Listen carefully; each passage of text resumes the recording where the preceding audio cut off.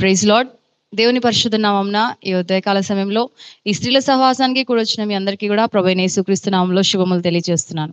ప్రార్థనతో ఈ యొక్క స్త్రీల సహవాసాన్ని ప్రారంభించుకుందాం. ప్రార్థన చేసుకుందాం.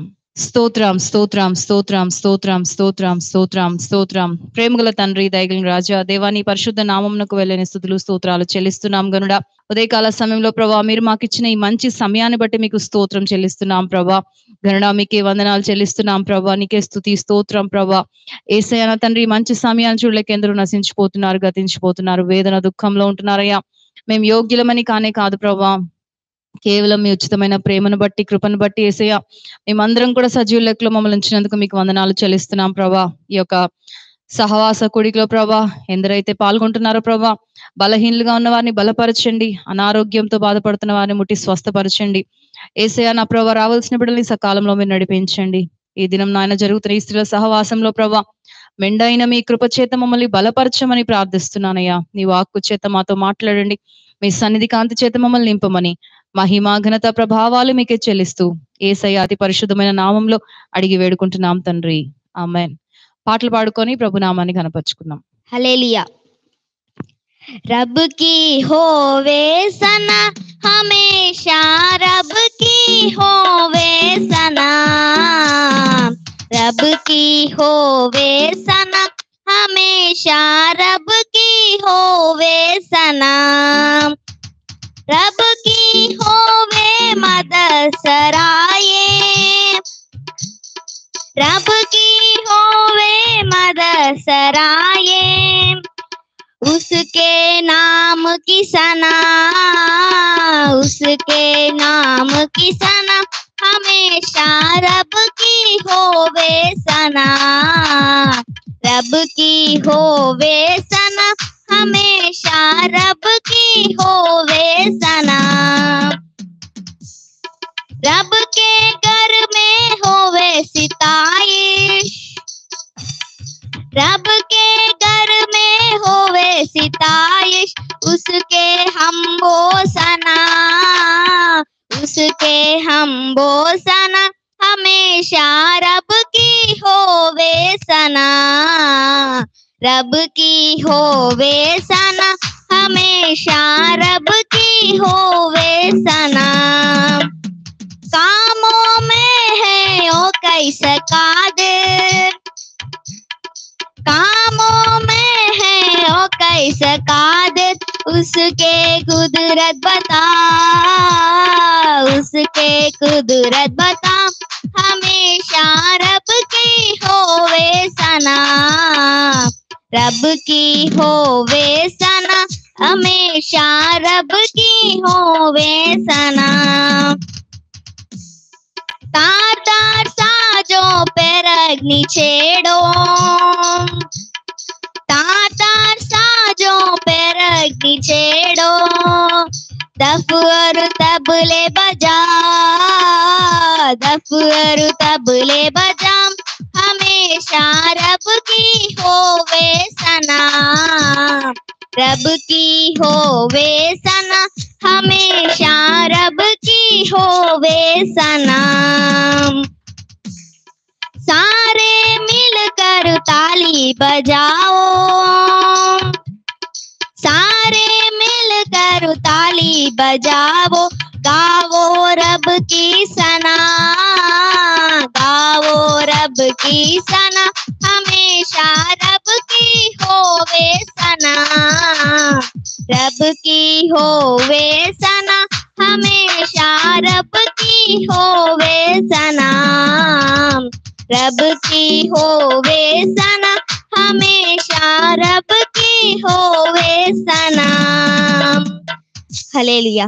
యేసుని కార్యములు ఎంతో గొప్పవి, తండ్రి నీ తలంపులు లెక్కలేనివి, యేసుని కార్యములు ఎంతో గొప్పవి, తండ్రి నీ తలంపులు లెక్కలేనివి, కంటికి కనబడవు, హృదయానికి అంతు చిక్కవు, అవి కంటికి కనబడవు, హృదయానికి అంతు చిక్కవు, యేసుని కార్యములు ఎంతో గొప్పవి, తండ్రి నీ తలంపులు లెక్కలేనివి. యేసుని కార్యములు ఎంతో గొప్పవి, తండ్రి నీ తలంపులు లెక్కలేనివి. కానా విందులో ఒకే మాటతో అద్భుతము చేసితివి, చేప కడుపులో ఆశ్చర్యముగా యోనాను ఉంచితివి. కానా విందులో ఒకే మాటతో అద్భుతము చేసితివి, చేప కడుపులో ఆశ్చర్యముగా యోనాను ఉంచితివి. అవి కంటికి కనబడవు, హృదయానికి అంతు చిక్కవు. అవి కంటికి కనబడవు, హృదయానికి అంతు చిక్కవు. యేసుని కార్యములు ఎంతో గొప్పవి, తండ్రి నీ తలంపులు లెక్కలేనివి.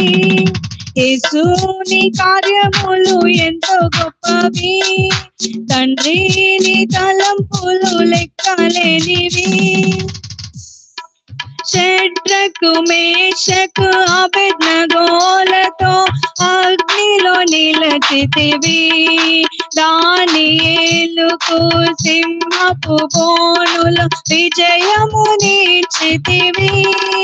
షడ్రకు మేషకు అబేద్నెగోలతో అగ్నిలో నిలచితివి, దానియేలుకు సింహపు బోనులో విజయము నీచితివి. అవి కంటికి కనబడవు, హృదయానికి అంతు చిక్కవు.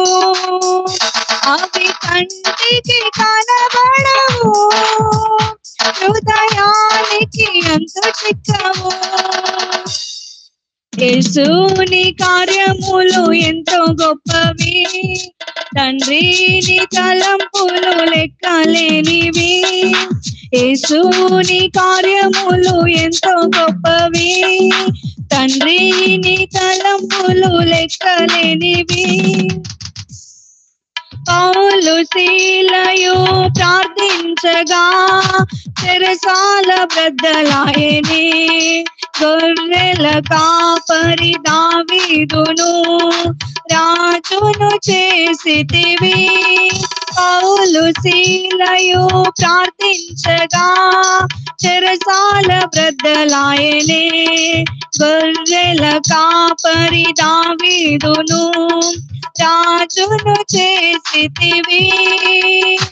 అవి కంటికి కనబడవు, హృదయానికి అంతు చిక్కవు. అవి కంటికి కనబడవు, హృదయానికి అంతు చిక్కవు. యేసుని కార్యములు ఎంతో గొప్పవి, తండ్రి నీ తలంపులు లెక్కలేనివి. యేసుని కార్యములు ఎంతో గొప్పవి, తండ్రి నీ తలంపులు లెక్కలేనివి. కంటికి కనబడవు, హృదయానికి అంతు చిక్కవు. అవి కంటికి కనబడవు, హృదయానికి అంతు చిక్కవు. యేసుని కార్యములు ఎంతో గొప్పవి, తండ్రి నీ తలంపులు లెక్కలేనివి. యేసుని కార్యములు ఎంతో గొప్పవి, తండ్రి నీ తలంపులు లెక్కలేనివి. హల్లెలూయా. శక్తి సంపన్నుడని గలమెత్తి నిన్ను నేను గానమాడేదన్, రాజుల రాజువని రక్షణ దుర్గమని నీ కీర్తిని నే కొనియాడేదన్. రాజుల రాజువని రక్షణ దుర్గమని నీ కీర్తిని నే కొనియాడేదన్. హల్లెలూయా నా యేసునాథా, హల్లెలూయా ప్రాణనాదా హల్లెలూయా నా యేసునాదా హల్లెలూయా నా ప్రాణనాదా గొప్ప దేవుడవని శక్తి సంపన్నుడని గలమెత్తి నిన్ను నేను గానమాడేదన్ రాజుల రాజువని రక్షణ దుర్గమని నీ కీర్తిని నే కొనియాడేదన్ రాజుల రాజువని రక్షణ దుర్గమని నీ కీర్తిని నే కొనియాడేదన్ అద్భుత క్రియలు చేయువాడని ఆశ్చర్య కార్యాలు చేయగలడని అద్భుత క్రియలు చేయువాడని ఆశ్చర్య కార్యాలు చేయగలడని అద్వితీయుడవని ఆది సంపూతుడని ఆరాధించెద నిత్యము నిన్ను అద్వితీయుడవని ఆది సంపూతుడని ఆరాధించెద నిత్యము నిన్ను హల్లెలూయా నా యేసునాదా హల్లెలూయా నా ప్రాణనాదా హల్లెలూయా నా యేసునాదా హల్లెలూయా నా ప్రాణనాదా గొప్ప దేవుడవని శక్తి సంపన్నుడని గలమెత్తి నిన్ను నేను గానమాడేదను రాజుల రాజువని రక్షణ దుర్గమని నీ కీర్తిని నే కొనియాడేదను రాజుల రాజువని రక్షణ దుర్గమని నీ కీర్తిని నే కొనియాడేదను సాగరాన్ని రెండుగా చేసినాడని సాతాను శక్తులను ముంచినాడని సాగరాన్ని రెండుగా చేసినాడని సాతాను శక్తులను ముంచినాడని సర్వోన్నతుడవని సర్వ సంపన్నుడని సాక్ష్య గీతమునే పాడేదన్ సర్వోన్నతుడవని సర్వ సంపన్నుడని సాక్ష్య గీతమునే పాడేదన్ హల్లెలూయా నా యేసునాదా హల్లెలూయా నా ప్రాణనాదా హల్లెలూయా నా యేసునాదా హల్లెలూయా నా ప్రాణనాదా గొప్ప దేవుడవని శక్తి సంపన్నుడని గలమెత్తి నిన్ను నేను గానమాడేదన్ రాజుల రాజువని రక్షణ దుర్గమని నీ కీర్తిని నే కొనియాడేదన్ రాజుల రాజువని రక్షణ దుర్గమని నీ కీర్తిని నే కొనియాడేదన్ హల్లెలూయా నా యేసునాదా హల్లెలూయా నా ప్రాణనాదా హల్లెలూయా నా యేసునాదా హల్లెలూయా నా ప్రాణనాదా హల్లెలూయా ప్రైజ్ లార్డ్. ప్రార్థనతో మరి వాక్యంలోనికి వెళ్దాం. అందరం కళ్ళు మూసుకున్నట్లయితే ప్రార్థన చేసుకుందాం.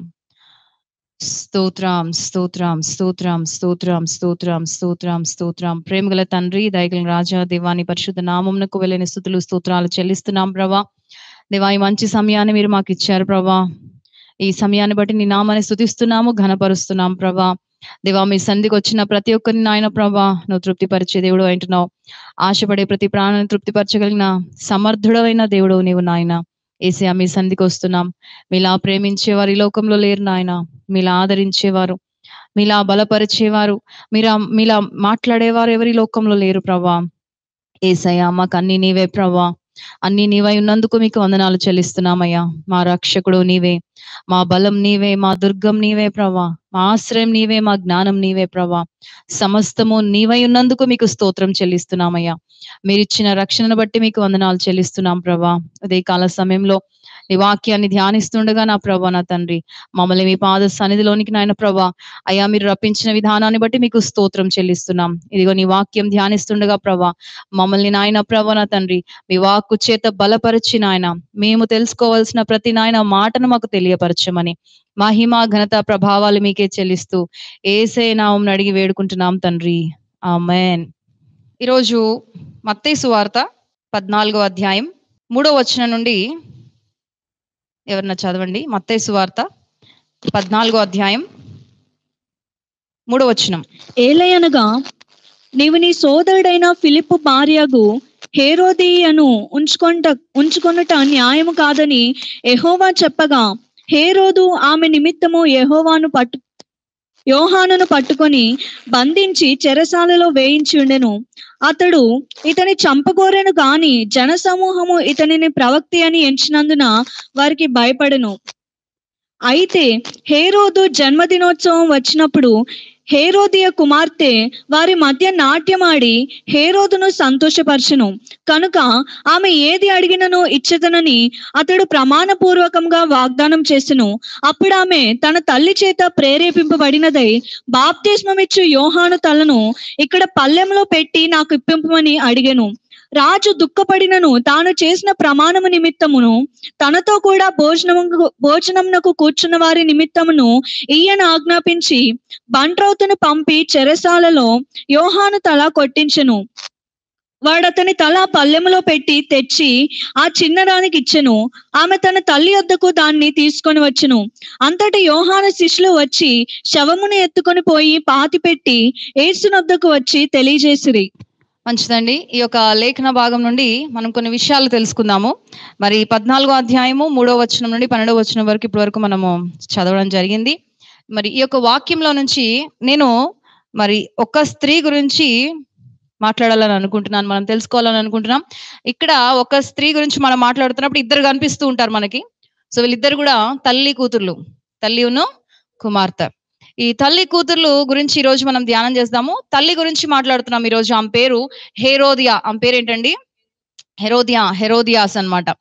అయితే ఈమె ఎవరు కన్నా ముందు ఈమె యొక్క పేరుకి అర్థము నేను చెప్పాలనుకుంటున్నాను. హెరోదియా అన్న పేరుకి అర్థం ఏంటంటే it's a female form of Herod. హేరోదు పురుషులకు పెట్టే పేరు, స్త్రీలకు పెట్టే పేరు ఏంటంటే హెరోదియా. చెప్పండి. హెరోదియా అంటే మరి స్త్రీలకు పెట్టే పేరు, పురుషులకైతే మరి హేరోదు అని పేరు పెట్టడం జరుగుతుంది. హేరోద్ అన్న మాటకి అర్థం ఏంటంటే హీరోయిక్ లేదా వీరోచితమైన, అంటే చాలా వీరులు అన్నమాట. పేరు అర్థం మాత్రం అలా ఉంది, కానీ వాళ్ళ వీరత్వం కన్నా వాళ్ళ క్రూరత్వం ఎక్కువగా చరిత్ర మనకి చెబుతుంది. సో ఆ హేరోద్ కి మీనింగ్ ఏంటంటే హెరోయిక్, వీరోచితమైన.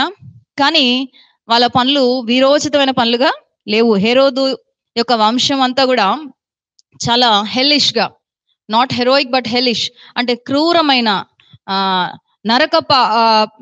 నరకపరమైన పనులు వాళ్ళు చేసినట్టుగా మనం చరిత్ర మనకి కనిపిస్తుంది. అలాగే ఇప్పుడు ఈరోజు మనం ధ్యానం చేసే ఆమె పేరు ఏంటనుకున్నాము? హేరోదియా. హేరోదియా ఒక ఫ్యామిలీ కనెక్షన్స్. ఈమె కుటుంబ నేపథ్యం మనం చూస్తే, మీరు ఒక చిన్న చార్ట్ లాగా రాసుకుంటే, ఒక చిన్న డయాగ్రామ్ లాగా రాసుకుంటే ఈమె ఎవరు అన్నది మీకు అర్థమవుతుంది. ఈమె ఎవరు అంటే హేరోద్ ద గ్రేట్, హేరోదు మహారాజు. హేరోదు రాజుకి 3 కుమారులు ఉన్నారు. హేరోదు రాజుకి 3 కుమారులు ఉన్నారు. అంటే హేరోదు రాజుని పైన రాసుకుంటే దాని కింద మీరు ఇలా 3 గీతలు పెట్టుకోవాలి. 3 పెట్టుకుంటే 3 కుమారులు మరి ఉన్నారు. మొదటి మరి కుమారుడు పేరు అరిస్టోబలస్ అని అతని పేరు. ఇంకొక కుమారుని పేరు మరి ఫిలిప్ అని కూడా అంటారు. హేరోద్ 2 అని కూడా అంటారు. ఆయన పేరు ఫిలిప్, కానీ హెరోద్, ఈయన ఎక్కువ జ్ఞాపకం పెట్టుకోవాలి మీరు. తర్వాత ఇంకొక అతని పేరు హేరోద్ అంతిపాస్ అని. ఇతను కూడా ఇప్పుడు మనం చదువుకున్న 14వ అధ్యాయం 1వ వచనంలో, ఆ సమయమందు చతుర్థాధిపతి అయిన హేరోదు యేసును గూర్చిన సమాచారము విని అన్నది ఈ యొక్క హేరోద్ అంతిపాస్ అని మనం చెప్పగలం. కాబట్టి హేరోద్ ద గ్రేట్ కి 3 కుమారులు ఉన్నారు. అందులో ఇందాక నేను చెప్పిన ఫిలిప్ అనే ఒక కుమారుడు ఉన్నాడు. అతనికి హేరోద్ 2 అని కూడా పేరుంది. ఆయన యొక్క భార్య ఈ యొక్క హేరోదియా. ఫిలిప్ యొక్క భార్య. ఈ ఫిలిప్ ఎవరు కుమారుడు అండి? హేరోదు కుమారుడు. హేరోద్ 2 అని కూడా అంటారు ఈయన్ని. కాబట్టి ఈయనకి భార్యగా ఈ హేరోదియా అనే ఆమె ఉంటుంది అన్నమాట. వీళ్ళిద్దరికి పుట్టిన కుమార్తె ఇప్పుడు ఇందాక మరి చదువుకున్న వాక్య భాగంలో ఒక కుమార్తె నాట్యమాడింది అని ఉంది కదండి. 3వ వచనంలోన ఆమె 6వ వచనంలో, అయితే హేరోదు జన్మదినోత్సవం వచ్చినప్పుడు హెరోదియా కుమార్తె వారి మధ్య నాట్యమాడి హేరోదును సంతోషపరిచెను. ఈ హేరోదియాకి ఫిలిప్ కి పుట్టిన కుమార్తె ఇక్కడ నాట్యమాడింది. ఈమె పేరు సలోమి. ఈమె పేరు ఏంటండి? సలోమి. ఇక్కడ పేరైతే రాయబడలేదు, కానీ ఈమె యొక్క పేరు మాత్రము చరిత్రలో లిఖించబడింది ఏంటంటే సలోమి అన్నమాట. సో ఈ రోజు మనం ఎవరి గురించి నేర్చుకుంటున్నాం? హెరోదియా అలాగే ఆమె కుమార్తె అయిన సలోమి గురించి మనము నేర్చుకుంటున్నాము. హెరోదియా మరి హేరోదుకి ఏమవుతుంది? హేరోదు మహారాజుకి కోడలవుతుంది. ఆయన యొక్క కుమారుడైన ఫిలిప్ కి భార్య అవుతుంది. ఆ వీళ్ళిద్దరికి కలిపి పుట్టిన కుమార్తె సలోమిగా మనము చూస్తున్నాం. ఇది ఈమె ఒక ఫ్యామిలీ కనెక్షన్స్. మీరు అక్కడ నేను చెప్పింది నీట్ గా మీరు మరి రాసుకుంటేనే ఒక స్పష్టంగా అర్థమవుతుంది అనమాట. Among the female characters in God's portrait gallery, Bible మొత్తంలో స్త్రీల పాత్రల గురించి ఎక్కువగా బైబిల్లో రాయబడి ఉంది. అందరిలో కల్లా చాలా మంది వికెడ్ విమెన్ ఉన్నారు, చాలా చెడ్డ స్త్రీలు ఉన్నారు బైబిల్లో. చాలా మంచి వాళ్ళు ఉన్నారు, చాలా చెడ్డ వాళ్ళ గురించి కూడా రాయబడి ఉంది. But Herodias stands out among them as one of the most while and vicious one. అంటే ఈ హేరోదియా అనేటామె మాత్రం క్రూరత్వంలో క్రూరమైన స్త్రీగా బైబిల్లో చెప్పబడింది. అర్థమవుతుందా? బైబిల్లో చెడ్డవారి గురించి మంచి వారి గురించి రెండు విషయాలు రాయబడి ఉంటాయి. చాలా మంది అంటారు చెడ్డ విషయాన్ని బైబిల్లో మరి ఏదైనా చెడ్డ పనులు కానీ చెడ్డ క్రియలు కానీ ఎవరైనా చేస్తే అవి రాయబడినప్పుడు అవి లిఫ్ట్ అప్ చేసి అవి పాయింట్అవుట్ చేసి మీ బైబిల్లో ఇలా రాయబడింది ఏంటి, ఇలాంటి చెడ్డ మాటలు ఇలాంటి చెడ్డ పనులు రాయబడింది ఏంటి అని వాటిని ఎత్తి చూపిస్తుంటారు. అవును, మరి బైబిల్లో చెడ్డ పనులు చేసిన వారి గురించి కూడా రాయబడి ఉంది, మంచి వారి గురించి కూడా రాయబడి ఉంది. నువ్వు చెడు గురించి మరి అక్కడ రాయబడినప్పుడే మనకు తెలుస్తుంది చెడ్డ పనులు చేస్తే వచ్చే ఒక కాన్సిక్వెన్సెస్ ఏంటి, వచ్చే రిజల్ట్స్ ఏంటి అన్నది, మరి దేవుడు వారిని ఎలా పనిష్ చేస్తాడు అన్నది మరి రాయబడి ఉంటుంది. అంతేగాని అంతా మంచి రాసుకుంటూ పోతే నీకు చెడు ఏం అర్థమవుతుంది, చెడు చేస్తే ఏమవుతుంది అన్నది కూడా ఎలా తెలుస్తుంది. కాబట్టి చెడ్డవారి గురించి మంచి వారి గురించి బైబిల్లో రాయబడి ఉంది. మంచి స్త్రీల గురించి చెడు స్త్రీల గురించి రాయబడి ఉంది. చెడ్డ స్త్రీలలో కల్లా most vicious women, most wicked women, ఇంకా చెడ్డగా ఉంటున్న మరి స్త్రీగా ఈ హేరోదియా చెప్పబడుతుంది. మీరు ఏమన్నా చెప్పగలరా? ఈ స్త్రీల సహవాసంలో మరొక క్రూరమైన స్త్రీ గురించి మనము ధ్యానించాము చెప్పాలంటే, ఎజబెల్ గురించి మనము ధ్యానించాము. ఆమె కన్నా this lady is more wicked. ఈ యొక్క స్త్రీ ఇంకా చాలా క్రూరమైన వ్యక్తిగా ఉంది. ఎందుకు అలా ఉందో మరి మనము చూస్తే అర్థమవుతుంది. ఆ రోజుల్లో ఆల్ ఫియర్డ్, అందరూ కూడా హేరోదు యొక్క పరిపాలన కానీ హేరోదు చూసి కానీ చాలా భయపడుతున్న రోజులు అవి. ఎందుకంటే అపోస్తుల మీద శిష్యుల మీద మరి కొన్ని దాడులు జరిపిస్తున్న రోజులు అవి. క్రీస్తు సువార్త ప్రకటించబడుతున్నప్పుడు వాళ్ళ పైన యేసుక్రీస్తు వారు కూడా ఆ టైంలో ఉన్నారు. ఇప్పుడు ఈ మనం చదువుకున్న ఈ 14వ అధ్యాయం టైంలో యేసుక్రీస్తు వారు కూడా అప్పుడు మరి సువార్త మరి పరిచర్లో ఉంటున్నారు. ఆ టైంలో ఉంటున్న ఈ హేరోదు యొక్క పరిపాలన అంటే అందరికీ చాలా భయం. కానీ ఒక్క వ్యక్తి మాత్రం ఈ పరిపాలనలో ఆ యొక్క మరి హేరోదు రాజు పరిపాలిస్తున్న ఆ యొక్క యూదా దేశంలో గాని ఆ ప్రదేశంలో గాని ఒక వ్యక్తి మాత్రం భయపడలేదు. ఆయన ఎవరండి? 2వ వచనంలో, ఇతడు బాప్తీసమిచ్చు యోహాను, అతడు మృతుల్లో నుండి లేచి ఉన్నాడు, అందువలన అద్భుతములు అతని యందు క్రియారూపకం లగుచున్నవని తన సేవకులతో చెప్పాడు ఈ యొక్క హేరోదు రాజు. అంటే అప్పటికే మరి బాప్తీసమిచ్చు యోహాను మరణించాడు. యేసుక్రీస్తుని చూసి ఈ హేరోదు ఏమనుకుంటున్నాడంటే, మరి ఈ బాప్తీసమిచ్చు యోహాను మరణించాడు కదా, అతనే లేచి వచ్చాడు, ఈ యేసుక్రీస్తు ఎవరంటే బాప్తీసమిచ్చు యోహాను అనుకుంటున్నాడు. చనిపోయి తిరిగి లేచాడు. ఇంతకీ ఎందుకు బాప్తీసమిచ్చు యోహాను చనిపోయాడు, ఎలా మరణించాడు బాప్తీసమిచ్చు యోహాను అంటే అక్కడ 3వ అధ్యాయంలో ఉంటుంది. ఏలైనగా నీవు నీ సోదరుడైన ఫిలిప్పు భార్యయగు హేరోదియను ఉంచుకొనుట న్యాయము కాదని యోహాను చెప్పగా బాప్తీసమిచ్చు యోహాను ఎవరితో మాట్లాడుతున్నాడు ఈ మాట? హేరోదు చక్రవర్తితో మాట్లాడుతున్నాడు. ఈ హేరోదు ఎవరు? ఇప్పుడు చదువుతున్న హేరోదు ఎవరు? హేరోద్ ద గ్రేట్ కి ఒక కుమారుడు. ఫిలిప్ ఎవరు? హేరోద్ ద గ్రేట్ కి కుమారుడు. సో ఈ హేరోదు ఇలాగే ఫిలిప్ వీళ్ళిద్దరు ఏమవుతారు? అన్నదమ్ములు అవుతారు. ఈ అన్నదమ్ములు అయినప్పుడు ఈ యొక్క ఫిలిప్ భార్య ఎవరండి? హేరోదియా అని అనుకున్నాం. ఈ ఫిలిప్ భార్య అయిన హేరోదియా, మరి వాళ్ళిద్దరికి పుట్టిన కుమార్తె ఎవరు? సలోమి. వీళ్ళ ముగ్గురు ఇంటికి ఒక రోజు ఇక్కడ రాయబడిన హేరోదు వచ్చాడు అనమాట. ఇక్కడ రాయబడిన హేరోదు అంటే హేరోద్ ద గ్రేట్ కి ఒక కుమారుడు ఇంటికి వచ్చాడు. ఇంటికి వచ్చి కొన్ని రోజులు ఉన్నాడు అనమాట. ఉండినప్పుడు ఇక్కడ కొంత మరి జరగకూడని కార్యక్రమాలు కొన్ని జరిగినాయి. మరి తమ్ముడు ఇంటికి వచ్చినప్పుడు ఈ యొక్క అన్న ఇంటికో తమ్ముడి ఇంటికో సహోదరుడు అని రాసుంది. అక్కడికి వచ్చినప్పుడు ఈ భార్య అయిన హేరోదియా ఏం చేసిందంటే ఒక అక్రమ సంబంధము మరి తన యొక్క భర్త అయిన సోదరుడితో పెట్టుకుంది. అలా అలా పెట్టుకొని అంతవరకు ఆగిపోలేదు. అందుకని ఇక్కడ బాప్తిస్మిచ్చి యోహాన్ చెప్తున్నాడు హేరోదుతో, ఏలయనగా 3వ వచనంలో, నీవు నీ సోదరుడైన ఫిలిప్పు భార్యగు హేరోదియాను ఉంచుకొనుట న్యాయము కాదని యోహాను చెప్పగా. వివాహం కూడా చేసుకోలేదు, ఏం చేసుకున్నాడు, అట్లాగా అట్టి పెట్టుకున్నాడు. అవునది భయంకరమైన పాపం. దేవునికి స్తోత్రం, హల్లెలూయా. చూడండి, పాపం 4 గోడల మధ్యలో జరుగుతుంది. మనుషులు ఎవరు చూడట్లేదు అనుకుంటున్నారు, కానీ ఆకాశం ముందున్న వాడు చూస్తూనే ఉంటాడన్న విషయం చాలా మంది మర్చిపోతూ ఉంటారు. ఎందుకు ఈ రోగం, ఎందుకు ఈ శాపం, ఎందుకు ఈ బాధ, ఎందుకు ఈ బంధకం అని అంటున్నప్పుడు, పాపం నుండి నువ్వు విడుదల పొందుకున్నప్పుడు కొన్ని పాపాలు మరి మరి మరి బంధకాల్లాగా పట్టి పీడిస్తూ ఉంటాయి కొంతమందిని. పాపం నుండి ప్రతి ఒక్కరు కూడా విడుదల పొందుకోవాలి. ఈ స్త్రీ హేరోదియా ఏం చేసిందంటే, ఇంటికి వచ్చిన తన బావగారి యొక్క మరి ఆయనతో అక్రమ సంబంధం పెట్టుకొని ఆ తర్వాత ఏం చేసిందంటే ఈ ఫిలిప్ను పూర్తిగా విడిచిపెట్టేసింది. భర్తని పూర్తిగా విడిచిపెట్టి కుమార్తెను తీసుకొని ఈమె షిఫ్ట్ అయిపోయింది. మంచిగా ఎక్కడికి వచ్చేసింది, హేరోదు ప్యాలెస్ లోకి వచ్చేసింది, అంతఃపురంలోకి వచ్చేసింది. ఈ హేరోదు యొక్క ప్లేస్ లో ఎవరుంటున్నారు, బాప్తిస్మిచ్చి యోహాను అక్కడ సంచరిస్తున్నాడు, సువార్తను ప్రకటిస్తున్నాడు. మరి ఆ రాజుగారు చేసింది తప్పు అని తెలిసినా కూడా ఎవరు కూడా మాట్లాడే ధైర్యం చేయలేదు. కానీ బాప్తిస్మిచ్చి యోహాన్ మాత్రము మరి ఖచ్చితంగా ఖండితంగా పాపంని పాపముగా, మరి అతను రాజు అయితే ఏమైంది, ఇంకెవరైతే ఏమైంది, చక్కగా చెప్పేశాడు. నువ్వు నీ సోదరుడు భార్యను ఉంచుకొనుట న్యాయం కాదు అని చెప్పేశాడు ఆయన. ఏ మాత్రం కూడా భయపడలేదండి. ఈ రోజు మరి సరి చేయబడుతున్నప్పుడు మనం సరి చేసుకోవాలి. దేవునికి స్తోత్రం, హల్లెలూయా.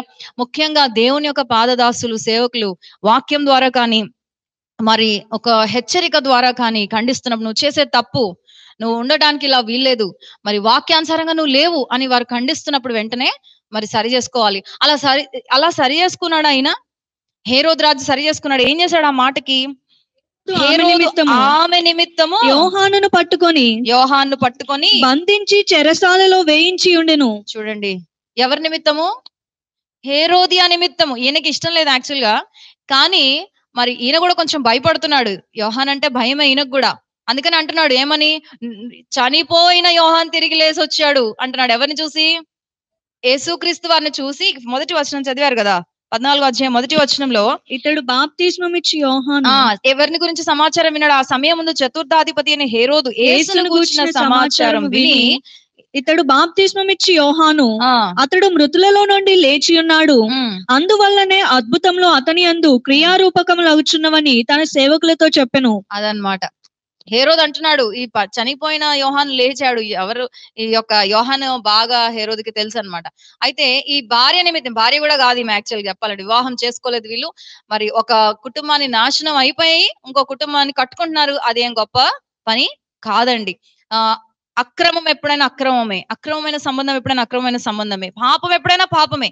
బాప్తిస్మిచ్చి యోహాను అందులో ఫైర్ అనాయింటింగ్ సర్వెంట్, ఆయన అగ్ని వలె, ఏలియా ఆత్మ కలిగిన వాడు. దేవునికి స్తోత్రం, హల్లెలూయా. ఒకసారి యోహాను మరి బాప్తిస్మిచ్చి యోహాను గురించి మనం చదివితే లూకాసు వార్త మొదటి అధ్యాయంలో 13వ వచనం నుండి మనం చదివితే, లూకాసు వార్త మొదటి అధ్యాయం 14వ వచనం నుండి 13వ వచనం నుండి, అప్పుడు ఆ దూత అతనితో, జకర్యా భయపడకము, నీ ప్రార్థన వినబడినది, నీ భార్య అయిన ఎలిజబెతు నీకు కుమారుని కనును, అతనికి యోహాను అను పేరు పెట్టుదువు. అతడు ప్రభు దృష్టికి గొప్పవాడై ద్రాక్షరసమైనను మద్యమైనను త్రాగక తన తల్లి గర్భమున పుట్టినది మొదలుకొని పరిశుద్ధాత్మతో నిండుకొనిన వాడై ఇశ్రాయేలీయులలో అనేకులను ప్రభువైన వారి దేవుని వైపునకు త్రిప్పును. ఇంకా మరియు అతడు తల్లిదండ్రుల హృదయములను పిల్లల తట్టుకును అవిధేయులను నీతిమంతులను త్రిప్పి ప్రభు కొరకు ఆయత్తపడి ఉన్న ప్రజలను సిద్ధపరచుటకై ఏలియా యొక్క ఆత్మయు శక్తియు గలవాడై ఆయనకు ముందుగా వెళ్ళును. దేవునికి స్తోత్రం, హల్లెలూయా. ఈ యొక్క బాప్తిస్మిచ్చి యోహాను యొక్క స్పిరిట్ ఎవరిదండి, ఏలియా ఆత్మ కలిగిన వాడు. మరి ఏలియా ఆ రోజు ఆహాబుని నిలబెట్టాడు, రాజుని. ఈ రోజు బాప్తిస్మిచ్చి యోహాన్ ఎవరు నిలబెడుతున్నాడు? హేరోదు రాజుని నిలబెడుతున్నాడు. ఆహాబ్ అంటాడు, నా పగవాడా, నువ్వు నన్ను వదిలిపెట్టట్లేదేంటి అంటున్నాడు. దుష్టుడికి మనం ఎట్లుండాలి? పగవాళ్ళలాగా ఉండాలి, మిత్రుల్లాగా ఉండకూడదు. సాతాన్ గాడు వచ్చి మనతో పాటు వాడు మన జో కొడితే మనం పడుకునేటట్టు ఉండకూడదు. మరి దుష్టుడు అనాలి, బా వీళ్ళు నాకు పగవాళ్ళుగా తయారయ్యారు అంటే వానితో ఎప్పుడు కూడా మనం ఏకీభవించడానికి వీలు లేదు. దేవునికి స్తోత్రం, హల్లెలూయా. ఏలియా ఆత్మ కలిగిన వాడు ఎవరు? ఈ బాప్తిసమిచ్చి యోహాను. అందుకని బాప్తిసమిచ్చి యోహాన్ అంటున్నాడు మరి హేరోదుతో, నువ్వు చేసే ఈ పని బాలేదు, నువ్వు ఎవరిని తీసుకొచ్చి పెట్టావు ఈ యొక్క ప్యాలెస్ లోకి? అప్పటికి హేరోదుకి భార్య ఉన్నది, ఆ భార్యను పంపించేశాడు ఇంటికి. హేరోదుకి భార్య ఉంది, భార్యను పంపించేసి మరి సోదరుడు భార్యను తీసుకొచ్చి పెట్టాడు. ఇప్పుడు హేరోదు భార్యకి అన్యాయం జరిగింది, అలాగే ఫిలిప్కు కూడా అన్యాయం జరిగింది. ఇద్దరు వ్యక్తులను గాయపరిచి వీళ్ళిద్దరు కట్టుకున్న కుటుంబము క్షేమకరం కాదు. దేవునికి స్తోత్రం, హల్లెలూయా. అది బహుభయంకరమైన పాపం. అక్కడ అందుకనే బాప్తిసమిచ్చి యోహాన్ చాలా ఖండితంగా చెప్తున్నాడు, నువ్వు చేసిన పని ఏంటి అని అడిగినప్పుడు మత్తయి సువార్త 14వ అధ్యాయంలో ఈయన హేరోదు ఏం చేశాడంటే, ఆ హేరోదియా నిమిత్తము ఆయన తీసుకెళ్లి చెరసాల్లో వేసేసాడు. అంటే హేరోదియా ఏమనుకుంటా, అబ్బా వచ్చాడు బాప్తిసమిచ్చి యోహాన్కి ఏంటంట, ఆయనకి ఎందుకు, నా కుటుంబం ఏదైపోతే ఆయనకి ఎందుకు, నేను నా భర్త నేనే వదిలేసుకున్నాను, నేను హేరోదు రాజు వెంబడి నేనే వచ్చాను, ఈయనెవరొచ్చి సరి చేయడానికి, ఈయనెవరొచ్చి నా పాపాన్ని బయట పెట్టడానికి, ఈయన వచ్చాడు, ఇప్పుడు నా కుటుంబం అంతా పాడైపోద్ది. ఇప్పుడు ఈ యొక్క ఏమంటారు, ఈ యొక్క క్వీన్ ప్రిన్సెస్ అంటే ఒక రాణిగా ఉంది కదా ఇప్పుడు ఆమె, ఆ యొక్క పొజిషన్ నుంచి నేను తప్పించబడతానేమో. ఎందుకంటే అందరికీ ఆ యొక్క ఏమంటారు వారసత్వము రాదు, కానీ పెద్దవాడు ఎవరైతే ఉంటారో వాళ్ళకి ఆ యొక్క వారసత్వం వచ్చింది. ఈ హేరోదు రాజుగా అయ్యాడు అనమాట, హేరోద్ ది గ్రేట్ తర్వాత. అది ఫిలిప్ రాలేదు, నెక్స్ట్ ఇంకొక అతను కూడా రాలేదు. అప్పుడు ఈమె ఆ ప్రిన్సెస్ గా ఆ స్థానాన్ని మరి దొంగిలిస్తున్నాడు, నన్ను నెట్టేస్తాడా ఏంటి, నన్ను బయటికి పంపించేస్తాడా ఏంటి, నా పాపాన్ని బయట పెడతాడా ఏంటని ఆమెకి కోపం వచ్చింది. ఆమెకి నచ్చనందువల్ల హేరోదు ఏం చేశాడంటే, ఆమె నిమిత్తం అని అక్కడ రాయబడి ఉందా, ఆమె నిమిత్తం ఏం చేశాడు, బాప్తిస్మిచ్చి యోహాన్ని తీసుకొని వెళ్ళి చెరసాల్లో పడవేశాడు. యాక్చువల్ గా Herod feared John the Baptist. హేరోదు రాజుకి బాప్తిస్మిచ్చి యోహాన్ అంటే భయం అండి. దేవుని వాక్యాన్ని ప్రకటిస్తున్నాడని అతను మరి ఆ వాక్యం చేత కదిలించబడిన వాడి యొక్క హేరోదు. నమ్ముతారా? మార్కు సువార్త 6వ అధ్యాయంలో ఆయన మరి ఎలా స్పందిస్తున్నాడో చూడండి. మార్కు సువార్త 6వ అధ్యాయం 14వ వచనం నుండి మనం చదివితే, ఆయన కీర్తి ప్రసిద్ధం ఆయన గనుక రాజైన హేరోదు ఆయనను గూర్చి విని బాప్తిస్మమిచ్చు యోహాను మృతులలో నుండి లేచి ఉన్నాడు గనుక అతని యందు అద్భుతములు క్రియారూపకం లగుచున్నవని చెప్పెను. ఇతరులు ఈయన ఏలియా అనియు, మరికొందరు ఈయన ప్రవక్తి అనియు, ప్రవక్తలలో ఒకని వలె నున్నాడనియో చెప్పుకొంచుండిరి. చాలండి, చాలు. లూకాసు వార్త 3వ అధ్యాయం 19 నుండి చదువుదాం ఒకసారి. లూకాసు వార్త 3వ అధ్యాయం 19వ వచనం నుండి. అయితే చతుర్థాధిపతి అయిన హేరోదు చేసిన సకల దుష్కార్యముల నిమిత్తమును అతని సోదరుని భార్య అయిన హేరోదియా నిమిత్తమును యోహాను అతన్ని గద్దించినందున అది వరకు తాను చేసినవన్నీ చాలవన్నట్టు అతడు యోహాను చెరసాల్లో వేయించెను. చాలు. ఇక్కడ ఈ యొక్క బాప్తిసమిచ్చి యోహాన్ అంటే హేరోదుకి యాక్చువల్ గా భయము, కానీ హేరోదియాని బట్టి ఈయన ఆమె నిమిత్తము యోహాన్ను పట్టి తెప్పించి చెరసాల్లో బంధించి ఉండెను. ఇందాక మనం చదువుకున్న మార్కు సువార్త 6వ అధ్యాయంలో 20వ వచనంలో చూస్తే ఆమె ఎందుకనగా యోహాన్ 19వ వచనంలో హేరోదియా అతని మీద పగబట్టి అతని చంపింప గోరెను గాని ఆమె చేత, అంటే జైల్లో పడవేస్తే కూడా ఈమెకి చాలలేదు. బాప్తిసమిచ్చి యోహాన్ యాక్చువల్ గా బయట సువార్తను ప్రకటిస్తున్నాడు, ప్రభు మార్గాన్ని సరళం చేసే ఒక అరణ్యంలో కేక వేసి ఒక శబ్దం లాగా దేవుడు అతన్ని పంపిస్తే, ఒక స్త్రీ చూడండి, ఆఫ్టర్ ఆల్ ఒక స్త్రీ, అందులో ఒక నీచమైన పని చేసిన ఈమె బాప్తిసమిచ్చి యోహాన్ని తీసుకొని వెళ్ళి చెరసాల్లో పడవేసింది. అంతటితో ఆమెకి సరిపోలేదంట. ఆమె ఏమంటుంది 19వ వచనంలో, హేరోదియా అతని మీద పగబట్టి అతని చంపించుకోరేను కానీ ఆమె చేత కాకపోయేను. ఎందుకనగా యోహాను నీతిమంతుడును పరిశుద్ధుడు నాకు మనుషుడని హేరోది ఎరిగి. చూడండి, హేరోదు తెలుస్తుంది బాప్తిస్మిచ్చి యోహాను ఎలాంటి వాడంట, పరిశుద్ధుడును నీతిమంతుడని ఎరిగి అతనికి అతనికి భయపడి అతన్ని కాపాడుచు వచ్చును. చూడండి, హేరోదు రాజు ఎవరిని బాగా కాపాడుతూ వస్తున్నాడు? బాప్తిస్మిచ్ యోహాన్ని మరి కాపాడుతూ వస్తున్నాడు. అతనికి భయపడి అతన్ని కాపాడుచు వచ్చును. మరి అతని మాటలు వినినప్పుడు ఏమి చేయను తోచకపోయినను సంతోషంతో వినుచుండెను. దేనికి స్తోత్రం, హల్లెలూయా. హేరోదు బాప్తిజం ఇచ్చి యోహాను వాక్యం చెప్తుంటే ఆయనకి అర్థం కాకపోయినా వాక్యాన్ని బట్టి చాలా సంతోషిస్తున్నాడంట. దేవునికి స్తోత్రం, హల్లెలూయా. అంటే ఒక క్రూరమైన డైనాసిటీలోంచి వచ్చిన ఈ హేరోదు కూడా ఆ వాక్యాన్ని బట్టి అర్థం కాకపోయినా ఏం చేస్తున్నాడు? సంతోషంగా ఉంది, ఈ వాక్యం ఏదో బాగుంది, ఇది ఈయన చెప్తున్న మాటలు ఏవో బాగున్నాయి అని సంతోషంగా ఉంటున్నాడు. అందుకని అలాగని ఈమెను నొప్పించలేకపోతున్నాడు. పెట్టుకున్నాడు కదా ఈ హేరోదియాని, నొప్పించలేక ఈమెకి నచ్చట్లేదు బాప్తిజం ఇచ్చి యోహాను, కానీ హేరోదుకు మాత్రం ఇష్టపడుతున్నాడు. కానీ ఏమి చేయలేక మరి స్త్రీలు ఎప్పుడైనా, అందుకని స్త్రీల సహవాసం ఎందుకంటే ఒక స్త్రీ కుటుంబాన్ని కట్టడం అయినా ఆమె చేతిలో ఉంది, ఒక కుటుంబాన్ని కూల్చడం అయినా ఆమె చేతిలో ఉంది. హేరోదు లాంటి వాళ్ళను కూడా మరొక స్త్రీ ఆట ఆడించిందంటే దేవుడు ఎంత శక్తి ఇచ్చాడు స్త్రీలో. దేవునికి స్తోత్రం, హల్లెలూయా. మరి మంచి మార్గంలో నడిపిస్తే ఆ యొక్క స్త్రీ దేవుడిచ్చిన శక్తిని మంచి మార్గంలో నడిపిస్తే కుటుంబం చాలా బాగా నిలబడుతుంది. బిడ్డల విషయంలో, భర్త విషయంలో, కుటుంబాన్ని కట్టుకునే విషయంలో మరి స్త్రీకున్న శక్తి దేవుడు ఇంకెవరికి కూడా ఇవ్వలేదు. దేవునికి స్తోత్రం, హల్లెలూయా. కానీ ఈమె ఏం చేసిందంటే, నాకు వద్దు, ఇతను ఉండడానికి వీల్లేదు, ఇతన్ని చెరసాల్లో వేయించేసి, ఆ వేయించిన తర్వాత కూడా ఆమెకి సరిపోవట్లేదు, పగబట్టుతుందంటే ఎట్లాగైనా ఇతన్ని చంపేసేయాలి అని. అప్పుడు ఆలోచన చేసి చూడండి 21వ వచనంలో, మార్కు సువార్త 6వ అధ్యాయము 21వ వచనంలో, అయితే తగిన దినమొకటి వచ్చును, ఆ ఎట్లనగా ఆ హేరోదు తన జనన దినోత్సవమందు ఆ తన కుమారుని తన ప్రధానులకును అధిపతులకును గల్లియా దేశ ప్రముఖులకును విందు చేయించెను. అప్పుడు హేరోదియా కుమార్తె లోపలికి వచ్చి నాట్యమాడి హేరోదును అతనితో కూడా పంక్తిని కూర్చున్న వారిని సంతోషపరిచెను. మరి హేరోదియాకి బాగా తెలుసు హేరోదు యొక్క బలహీనతలు. మరి ఆ బలహీనతలు తెలియబట్టే కదా ఏమో శుభ్రంగా వచ్చి హేరోదు భార్య స్థానంలో వచ్చి కూర్చుంది, అవునంటారా? మరి మంచి ఆలోచనలు చేయకుండా మరి హేరోదు యొక్క బలహీనతలు పసిగట్టిన వ్యక్తిగా హేరోదియా బాగా ఉంది. కాబట్టి ఈ యొక్క బాప్తిస్మిచ్చి యోహాను చంపాలంటే మరి ఏంటి అని ఆలోచన చేస్తూ ప్లాన్స్ వేస్తుంది అనమాట. ఈమె ఎలాంటి ప్లాన్స్ ఇవన్నీ? దేవునికి విరోధమైన ఆలోచనలండి ఇవి.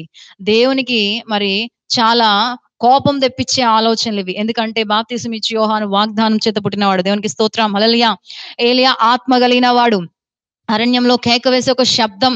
అసలు బాప్తిసం ఇచ్చి యోహాను మరి ప్రసంగిస్తున్నాడు, అరణ్యంలో వేస్తున్నాడు, ఊళ్ళో ఉన్న వాళ్ళందరూ అరణ్యంలోనికి వెళ్ళగలిగారు. అంత శక్తి గల మరి అనాయింటింగ్ ఉన్న వ్యక్తి ఈ యొక్క బాప్తిసం ఇచ్చి యోహాను. సర్ప సంతానం అని స్టార్ట్ చేస్తాడు ఆయన మెసేజ్. ఎవరన్నా ఉంటారా అలాంటి టైంలో?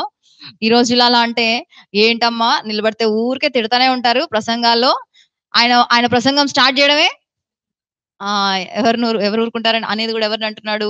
పరిసయ్యులు, శాస్త్రులు పట్టుకొని సర్ప సంతానమా అని మాట్లాడి నోరు మూసేశారు, ఒక్కళ్ళు నోరెత్తలా. దేవునికి స్తోత్రం, హల్లెలూయా. షార్ట్ టైం ఆయన సువార్త, ఆయన సేవ చేసిన బలమైన సేవ చేశాడు. దేవునికి స్తోత్రం, హల్లెలూయా. అలాగా అలాంటి ఒక బలమైన దేవుని యొక్క సేవకుని ఈ యొక్క నీచమైన స్త్రీ ప్లాన్ వేస్తుంది, ప్లాట్ గీస్తుంది. ఇతను ఉండటానికి వీల్లేదు. ఇతను ఉంటే హేరోదు ఏమవుతున్నాడు? అట్రాక్ట్ అయిపోతున్నాడు. హేరోదు ఏమవుతున్నాడు? యోహాను యొక్క మాటలకి సంతోషపడుతున్నాడు. యోహాన్ చెప్పే దేవుని మాటలకి మరి అట్రాక్ట్ అయిపోతూ అతని వైపు కొంచెం ఫేవర్ గా ఉండడము చూస్తున్నాడు. ఎందుకంటే హేరోదు ఏం చేస్తున్నాడు? కాపాడుతూ వస్తున్నాడు అని ఉంది. కాబట్టి ఇది ఎప్పటికైనా నాకు ఎసరే అనుకుందామే, ఎప్పటికైనా ఇది నా స్థానానికి ఎసరు పెడతాడు గ్యారంటీగా, నన్ను వెళ్ళగొట్టేస్తాడు. హేరోదు తప్పు చేస్తున్నాడు, పాపం చేస్తున్నాడు అని పాపాన్ని ఒప్పిస్తున్నాడు. కాబట్టి ఖచ్చితంగా ఈ బుద్ధి చెప్పే వాళ్ళని దూరం చేయాలి అని సాతాను గాడికి ఎప్పుడు ఉండే ఆలోచన ఇది. దేవునికి స్తోత్రం, హల్లెలూయా. నిన్ను సరి చేసే వాళ్ళని నీ దగ్గర నుంచి దూరం చేయడానికి వాడు ఎప్పుడు ప్రయత్నం చేస్తూ ఉంటాడు. నేను సరైన మార్గంలో నడిపించే వాళ్ళని నీకు ఎప్పుడు కూడా దూరం చేయాలని ప్రయత్నం చేస్తున్నాడు. అటువంటి సహవాసంలో కూడా నిన్ను ఉంచనీయడు వాడు. ఏం చేస్తూ ఉంటాడంటే, ఎట్లాగైనా వాళ్ళతో ఫ్రెండ్షిప్ కట్ చేయి, ఎలాగైనా ఈ సహవాసాన్ని కట్ చేయి, ఎలాగైనా ఈ స్త్రీల కోడికను ఎగ్గొట్టేసి, ఎలాగైనా ఈ యొక్క ఉపవాస ప్రార్థనలు ఎగ్గొట్టేసి, ఆ బలహీనత ఈ బలహీనత ఏదో ఒకటి తీసుకొచ్చి పెడుతుంటాడు. ఎందుకంటే బుద్ధి చెప్తా ఉంటారు కాబట్టి, నీకు అంత మంచి బుద్ధి అవసరం లేదులే, ఈ బుద్ధి చాలే, పదా నేను నేర్పిస్తా బుద్ధి అని వాడు సాతాన్ గాడు ఎప్పుడు కూడా ఈమె కూడా ఏం చేస్తుందంటే, అమ్మో హేరోద్ దగ్గర బాప్తిసం ఇచ్చి యోహాను ఎక్కువ కాలం ఉన్నాడు అనుకో, ఈ హేరోద్కి ఎప్పుడో రోజు మనసు మారిపోతుంది, నన్ను పంపించేస్తాడు వెనక్కి. కాబట్టి లేదు లేదు ఈ యొక్క బాప్తిస్మిచ్చి యోహాన్ని సమూలంగా నాశనం చేసేసేయాలి. చూడండి సాతాను కాసేపన్నా వాడు మనం ఈ రోజు యేసు రక్తంలో యేసు నామంలో పో అంటే ఆ తాత్కాలికంగా ఉపశమనం వస్తుందేమో గానీ వాడు ఇంకొక దారి వెతుక్కుంటాడు వాడు ఎప్పుడైనా, గుర్తుపెట్టుకోండి. ఎక్కడైతే నీ బలహీనత ఉన్నదో అక్కడ నిన్ను పడేయటానికి ఇంకొక 10 మార్గాలు ఎన్నుకుంటాడు. ఏదో ఈ ఒక్క మార్గం నువ్వు మూసేసినంత మాత్రాన అయిపోయిందని అనుకోవడానికి వీల్లేదు. చెరసాల్లో బంధించేసాడు, ఇంక అయిపోయింది రాడులే అని అనుకుందేమే, సరిపోలేదు ఆమెకి. పూర్తిగా నాశనం అయిపోవాలి. అసలు ఉండడానికి వీల్లేదు బాప్తిస్మిచ్చి యోహాన్. ఎందుకంటే నా ఈ యొక్క అక్రమ సంబంధంలోనికి జ్వరబడుతున్నాడు, హేరోదు యొక్క మనస్సును మారుస్తున్నాడు అని చెప్పి ఆమె ఆలోచన చేసి, మరి హేరోదు యొక్క బలహీనత ఏంటంటే ఆయనని బాగా సంతోష పెడితే ఆయన ఏ కోరికైనా నెరవేరుస్తాడు. కాబట్టి ఒక మంచి రోజు చూసింది. ఆ రోజు హేరోదు యొక్క పుట్టినరోజు, బర్త్డే అంట. ఆ బర్త్డే అప్పుడు తన సొంత కుమార్తెని మరి తండ్రి యొక్క ఆ వయసులో ఉంటున్న ఆ హేరోదు ముందు నాట్యం ఆడటానికి ఈ యొక్క తల్లి పురికొల్పింది. ఎంత నీచమైన తల్లి అండి. మరి ఎవరెవరు ఉన్నారంట, ప్రధానులు ఉన్నారు, సహస్రాధిపతులు ఉన్నారు, గల్యా దేశ ప్రముఖులకు విందు చేసిన ఇంత మంది ప్రముఖులున్న ముందు తన కుమార్తెను ఏం చేస్తుంది, నాట్యం ఆడిస్తుందంట. ఆ రోజుల్లో యాక్చువల్ గా డాన్సింగ్ అనేది చాలా వరకు తగ్గిపోయింది. అప్పుడున్న కల్చర్ లో మరి ఈ యొక్క నాట్యం ఆడటం అనేది చాలా తగ్గిపోయి రేర్ గా కనిపిస్తుంది అన్నమాట అలాంటివి. ఇప్పుడు చూడండి, మనం ఒకప్పుడు చిన్నప్పుడు మరి సర్కస్ అంటే వీధుల్లోకి వచ్చి చేసేవాళ్ళు. ఇప్పుడు ఎక్కడన్నా కనిపిస్తున్నారా మనకి? కనిపించట్లేదు. ఆ తర్వాత మరి టెంట్స్ వేసి మనం వెళ్ళి టికెట్స్ తీసుకొని సర్కస్ చూసేవాళ్ళం. ఇప్పుడు అది కూడా పూర్తిగా అలా కనుమరుగైపోయినప్పుడు సడన్ గా వాళ్ళు ఎవరైనా వచ్చి స్ట్రీట్ లో నిలబడి చేశారనుకోండి, జనాలందరూ కూడా ఇంట్రెస్ట్ గా వస్తారు. ఈ డాన్సింగ్ కూడా ఆ టైంలో చాలా వరకు మరి ఆగిపోయింది అనమాట. నాట్యం అనేది లేని ఒక టైంలో ఈమె ఏం చేసిందంటే అంటే తన కుమార్తెకి మరి చెప్పింది, నువ్వు మరి ఆ రాజుగారి ముందు నాట్యం చెయ్యి అన్నప్పుడు ఆ యొక్క నాట్యము మరి అంత పెద్ద పెద్ద ప్రముఖుల ముందు, తండ్రి వయసు ఉంటున్న వ్యక్తుల ముందు ఈమె చాలా మరి ఆ ఇదిగా నాట్యం ఆడినట్టుగా చరిత్ర చెప్తుంది. ఇక్కడ మనకి సింపుల్ గా నాట్యం ఆడారు అని రాయబడి ఉంది. కానీ ఆమె నాట్యము అది అంత మరి సంస్కారవంతమైన నాట్యము ఆమె చేయలేదని చరిత్ర చెప్తుంది. దేవునికి స్తోత్రం, హల్లెలూయా. పిల్లల్ని ఈరోజు మరి ఎలాంటి ఒక టాలెంట్స్ లో మనము వారిని ప్రోత్సహిస్తున్నాం. చాలా మంది తల్లులు మరి లోకానుసారంగా లేకపోతే తిట్టే తల్లులు కూడా ఉన్నారు. నేను స్వయంగా చూశాను. ఆ మరి పిల్లలు సినిమా పాటలకి వాటికి డాన్స్ చేస్తూ పాటలు పాడుతుంటే వాళ్ళ పిల్లలు చేయట్లేదని ఎక్కడ లేని బాధ. ఆ పాటల్లో ఒక్క లైన్ అయినా మనం స్పష్టంగా విన్నామంటే అసలు ఒక క్షణం కూడా ఉండలేము అక్కడ కదండి.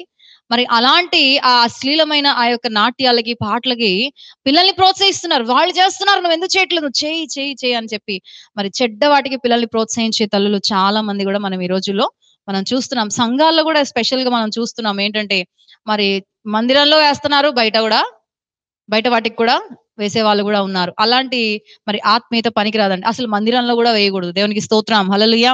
మరి నాట్యం అనేది ఆ యొక్క దైవాత్మతో నింపబడి, పరిశుద్ధాత్మతో నింపబడి పరవశం అవడం వేరు, మరి లోకానుసారమైన నాట్యం అనేది చాలా వేరు. ఈ యొక్క తల్లి ఏం చేస్తుందంట, మరి కుమార్తెను పంపించి నువ్వు నాట్యం చేయన్నప్పుడు చాలా కాలం తర్వాత నాట్యం అనేది చూశాడు ఈయన.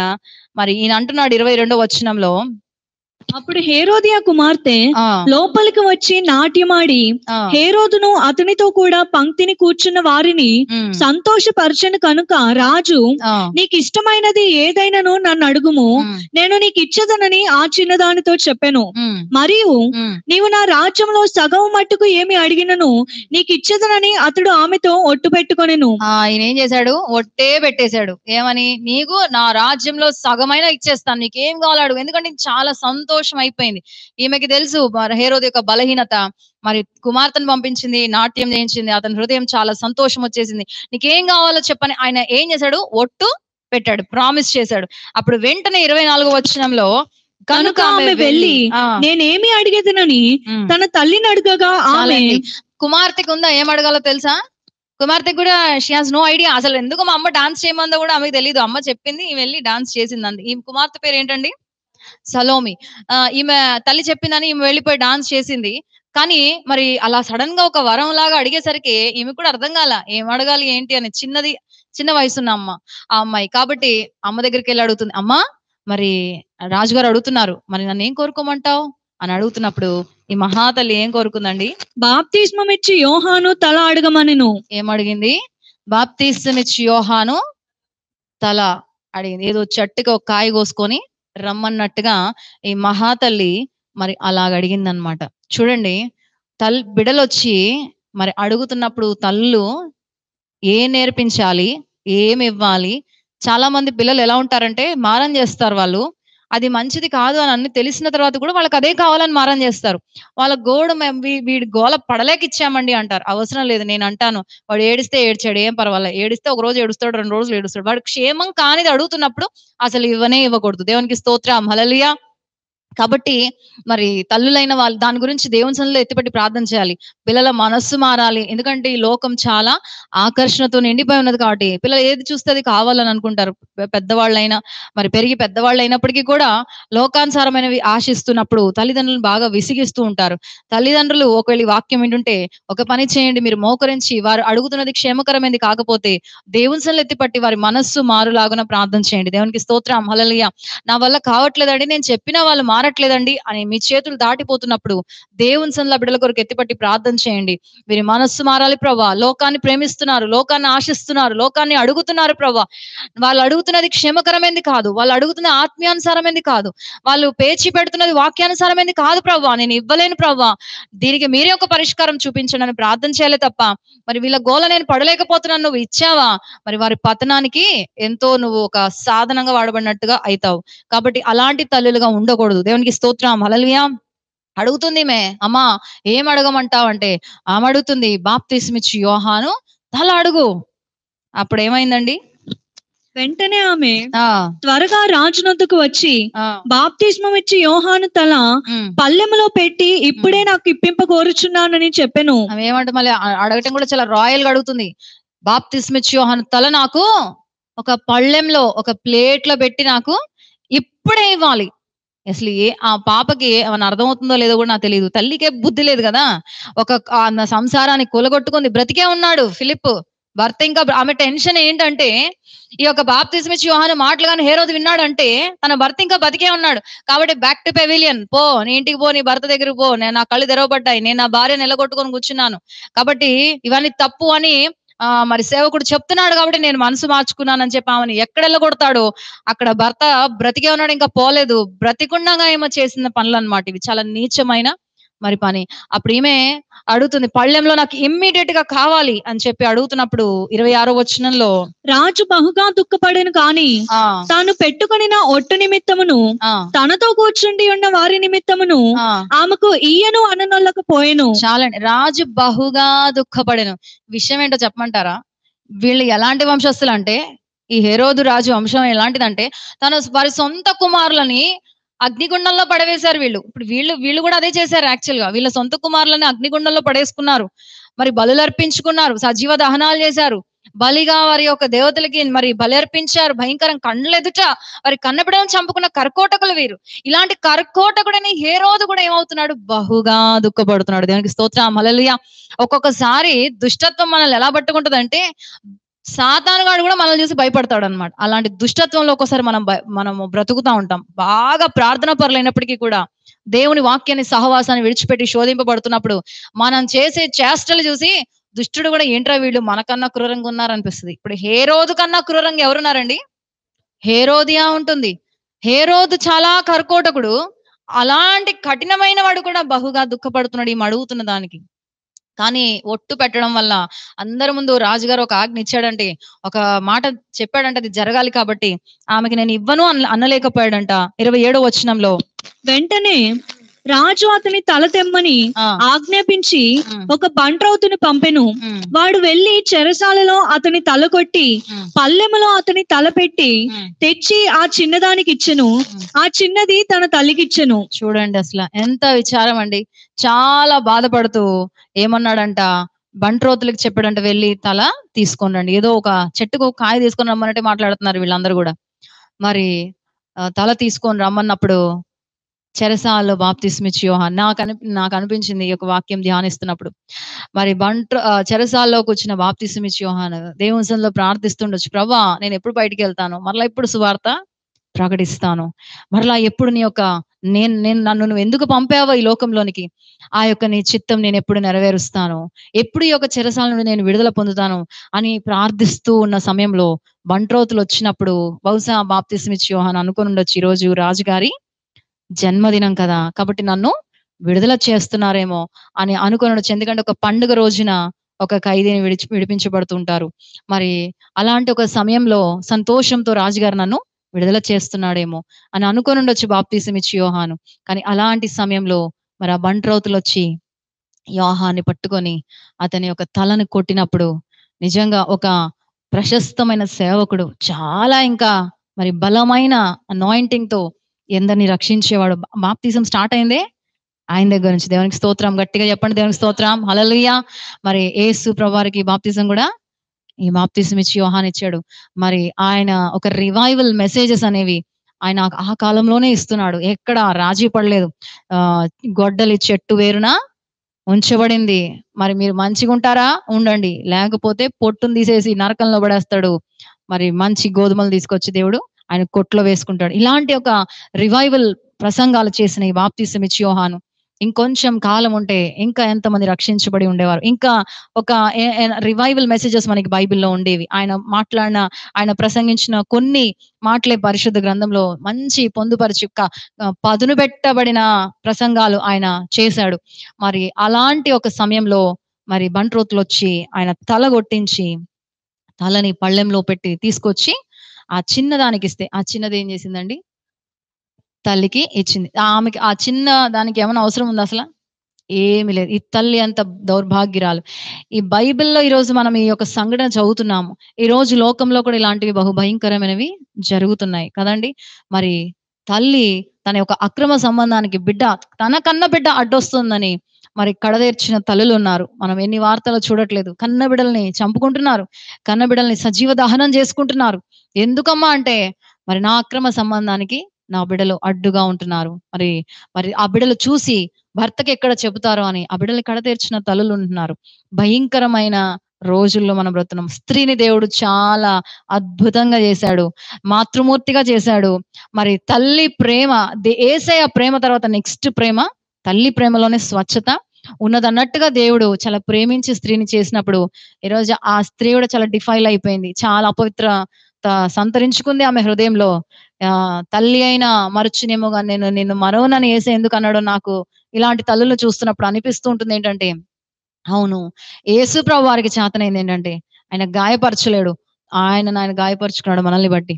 మరి ఆయన శిక్షించలేక ఆయన ఆ శిక్షని భరించాడు. అది యేసయ్య ప్రేమ. నిజంగా తల్లి ప్రేమను మించిన ప్రేమ ఆయనది. దేవునికి స్తోత్రం, హల్లెలూయా. మరి ఈమె ఇలాంటి ఒక మరి పరిస్థితిలో తల్లికి తీసుకొని వచ్చి ఆ యొక్క మరి తలని తెచ్చి ఇచ్చింది. 29వ వచనం చూస్తే శిష్యులు ఈ సంగతి విని వచ్చి శవమును ఎత్తుకొని పోయి సమాధిలో ఉంచిరి.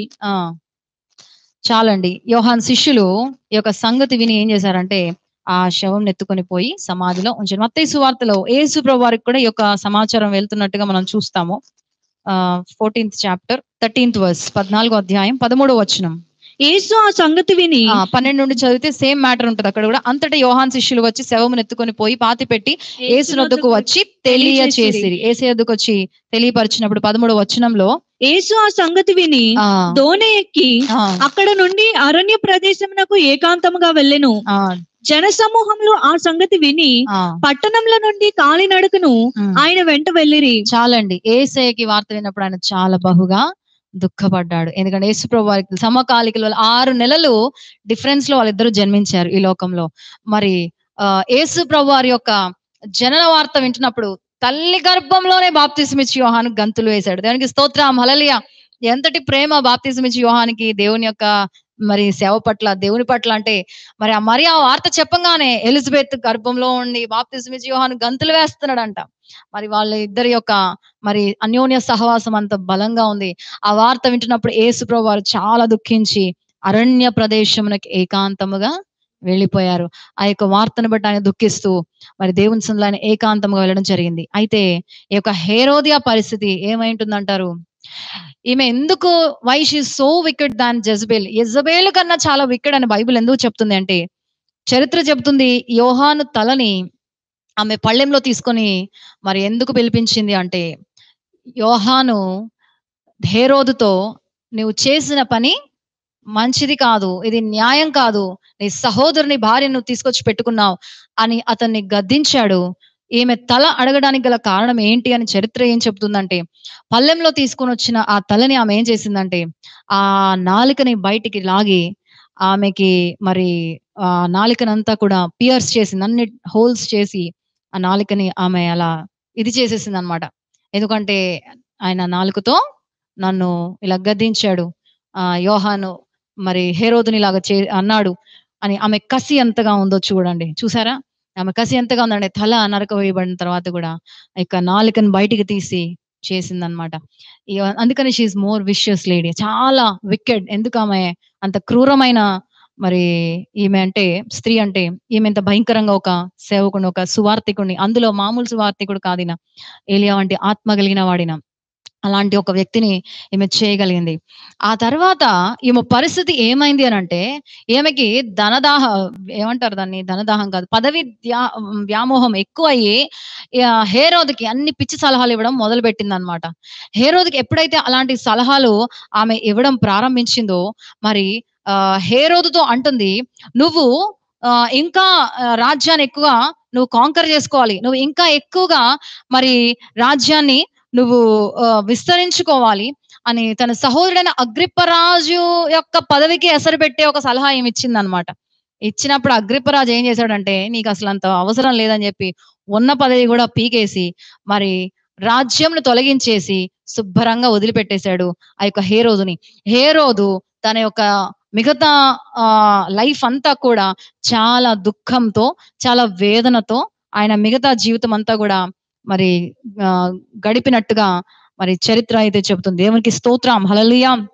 ఈమె ఏ రాణి యొక్క స్థానం పోతుందని అనుకుందో పూర్తిగా పోయి ఈమె పరిస్థితి చాలా మరి దీన స్థితిలోనికి వెళ్ళిపోయింది. ఎందుకంటే రాజుగా హేరోదు పడగొట్టబడ్డాడు. రాజ్యం పోయింది అతనికి. ఆ తర్వాత హీ వాజ్ లాస్ట్ కంప్లీట్లీ అని చరిత్ర చెప్తుంది. అంటే అతను ఒక మరి తెగిన గాలిపటం వల్లే మరి సంచరించుకుంటూ వెళ్ళిపోయాడంట. ఆయన జీవితం అట్లాగా ఎడారిగా అయిపోయింది. ఇక ఆయనే లేనప్పుడు ఈమెకి ఎక్కడుందండి? ఇక ఈమెకేమి కూడా లేదు. ఈమె జీవితం కూడా మరి పతనావస్థకి వెళ్ళినట్టుగా దేవుని వాక్యం సెలవిస్తుంది. ఓల్డ్ టెస్టిమెంట్ లో యెజబెల్ ఎలా ఉందో, పాత నిబంధనలో, న్యూ టెస్టిమెంట్ లో ఈమె పేరేంటండి? హెరోదియా ఆ విధంగా ఉంది. ఓల్డ్ టెస్టిమెంట్ లో, పాత నిబంధనలో ఆహాబ్ ఎలా ఉన్నాడో, న్యూ టెస్టిమెంట్ లో హేరోదు అలాగా ఉన్నాడు. పాత నిబంధనలో ఏలియా ఎలాగో ఉన్నాడో, క్రొత్త నిబంధనలో బాప్తిసమిచ్చి యోహాను అలాగా ఉన్నాడు. అయితే ఏలియాని చంపాలని యెజబెలు ప్రయత్నం చేసింది, కానీ చంపలేకపోయింది. ప్రభువు ఆయనను తీసుకొని వెళ్ళిపోయాడు. ఎందుకంటే మరలా ఏలియా రాబోతున్నాడు. దేవునికి స్తోత్రం, హల్లెలూయా. అది దేవుని చిత్తం కాబట్టి ఆమె చేయలేకపోయింది. మరి యెజబెలు పైన బిల్డింగ్ మీద నుంచి కిందకి పడేస్తే ఆమె ముక్కలు చెక్కలైపోయింది. ఆమెని కనీసం తీసుకొచ్చి సమాచేద్దామన్న ఆమె బాడీ పార్ట్స్ అని కూడా ఎక్కడ దొరకలేదు. ఛిద్రం అయిపోయినాయి. అలాంటి ఒక భయంకరమైన మరణం ఆమె మరణించింది. కానీ బాప్తిస్మిచ్చి యోహాను విషయంలో అయితే ఈ యొక్క హేరోదియా చాలా పాపం మూటగట్టుకుంది. భయంకరమైన పాపాన్ని ఆమె చేసింది. బాప్తిస్మిచ్చి యోహాను తల నరికించింది. ఆమె చాలా స్వార్థను అక్కడ ఆమె ఆపివేసింది. నేను అనుకుంటాను ఈ రోజు నరకంలో ఆమె పడే యాతన బహుశా మరి అందరికీ ఒక లెవెల్లో డిగ్రీస్ ఉంటాయి. అందరూ పోయి నరకంలో అందరూ ఒకేసారి కాలరు. ఒక్కొక్కళ్ళకి తగ్గట్టుగా ఒక్కొక్క లెవెల్ ఉంటుందన్నమాట. కాబట్టి ఈ మహాతల్లికి ఎంత గొప్ప శిక్ష పడి ఎంత ఆర్తనాదాలు చేస్తుందో నరకంలో అని అనిపించింది. దేవుని సేవకుని విషయంలో మరి ఇలాంటి ఒక భయంకరమైన క్రూరమైన పని చేసిన వ్యక్తిగా బైబిల్ మొత్తంలో ఈ యొక్క హేరోదియా నిలిచిపోయింది. దేవునికి స్తోత్రం, హల్లెలూయా. మరి హేరోదియాతో పాటు తన కుమార్తెను కూడా ఆ పాపంలో ఆమె మరి ఉంచినట్టుగా ఈ రోజు మనం చూస్తున్నాం. ఈ హేరోదియా ఏ యొక్క పాపాన్ని, ఏ అక్రమ సంబంధానికైతే ఎంతవరకు మరి ఒడిగట్టిందో ఆమె, ఆ అక్రమ సంబంధం నిలబడిందంటారా? ఆ పాపం నిలబడిందా? కాబట్టి పాపం కొరకు పరిగెత్తేవారు ఎప్పటికీ కూడా ఆ పాపంలో వారు మరి సంతోషం దొరకదు. ఆ పాపం ఇంకోటి గుర్తుపెట్టుకోవాలి మనం బాగా ఏంటంటే, పాపం ఎప్పటికైనా మన వెంట వస్తుంది. బైబిల్ చెప్తుంది పాపం నీ ముందు నడుస్తుందని. దేవునికి స్తోత్రం, హల్లెలూయా. నువ్వు చేసిన పాపం ఒప్పుకోకపోతే అది ఎప్పటికైనా పట్టుకుంటది. నిన్ను కాకపోతే నీ పిల్లలైనా పట్టుకుంటది. ఆ పాపము దేవుని సన్నిధిలో విడిచిపెట్టి పాప క్షమాపణ పొంది దేవుని సన్నిధిలో ప్రార్థిస్తే తప్ప మరి పాపానికి విమోచన, విడుదల లేదు. దేవునికి స్తోత్రం, హల్లెలూయా.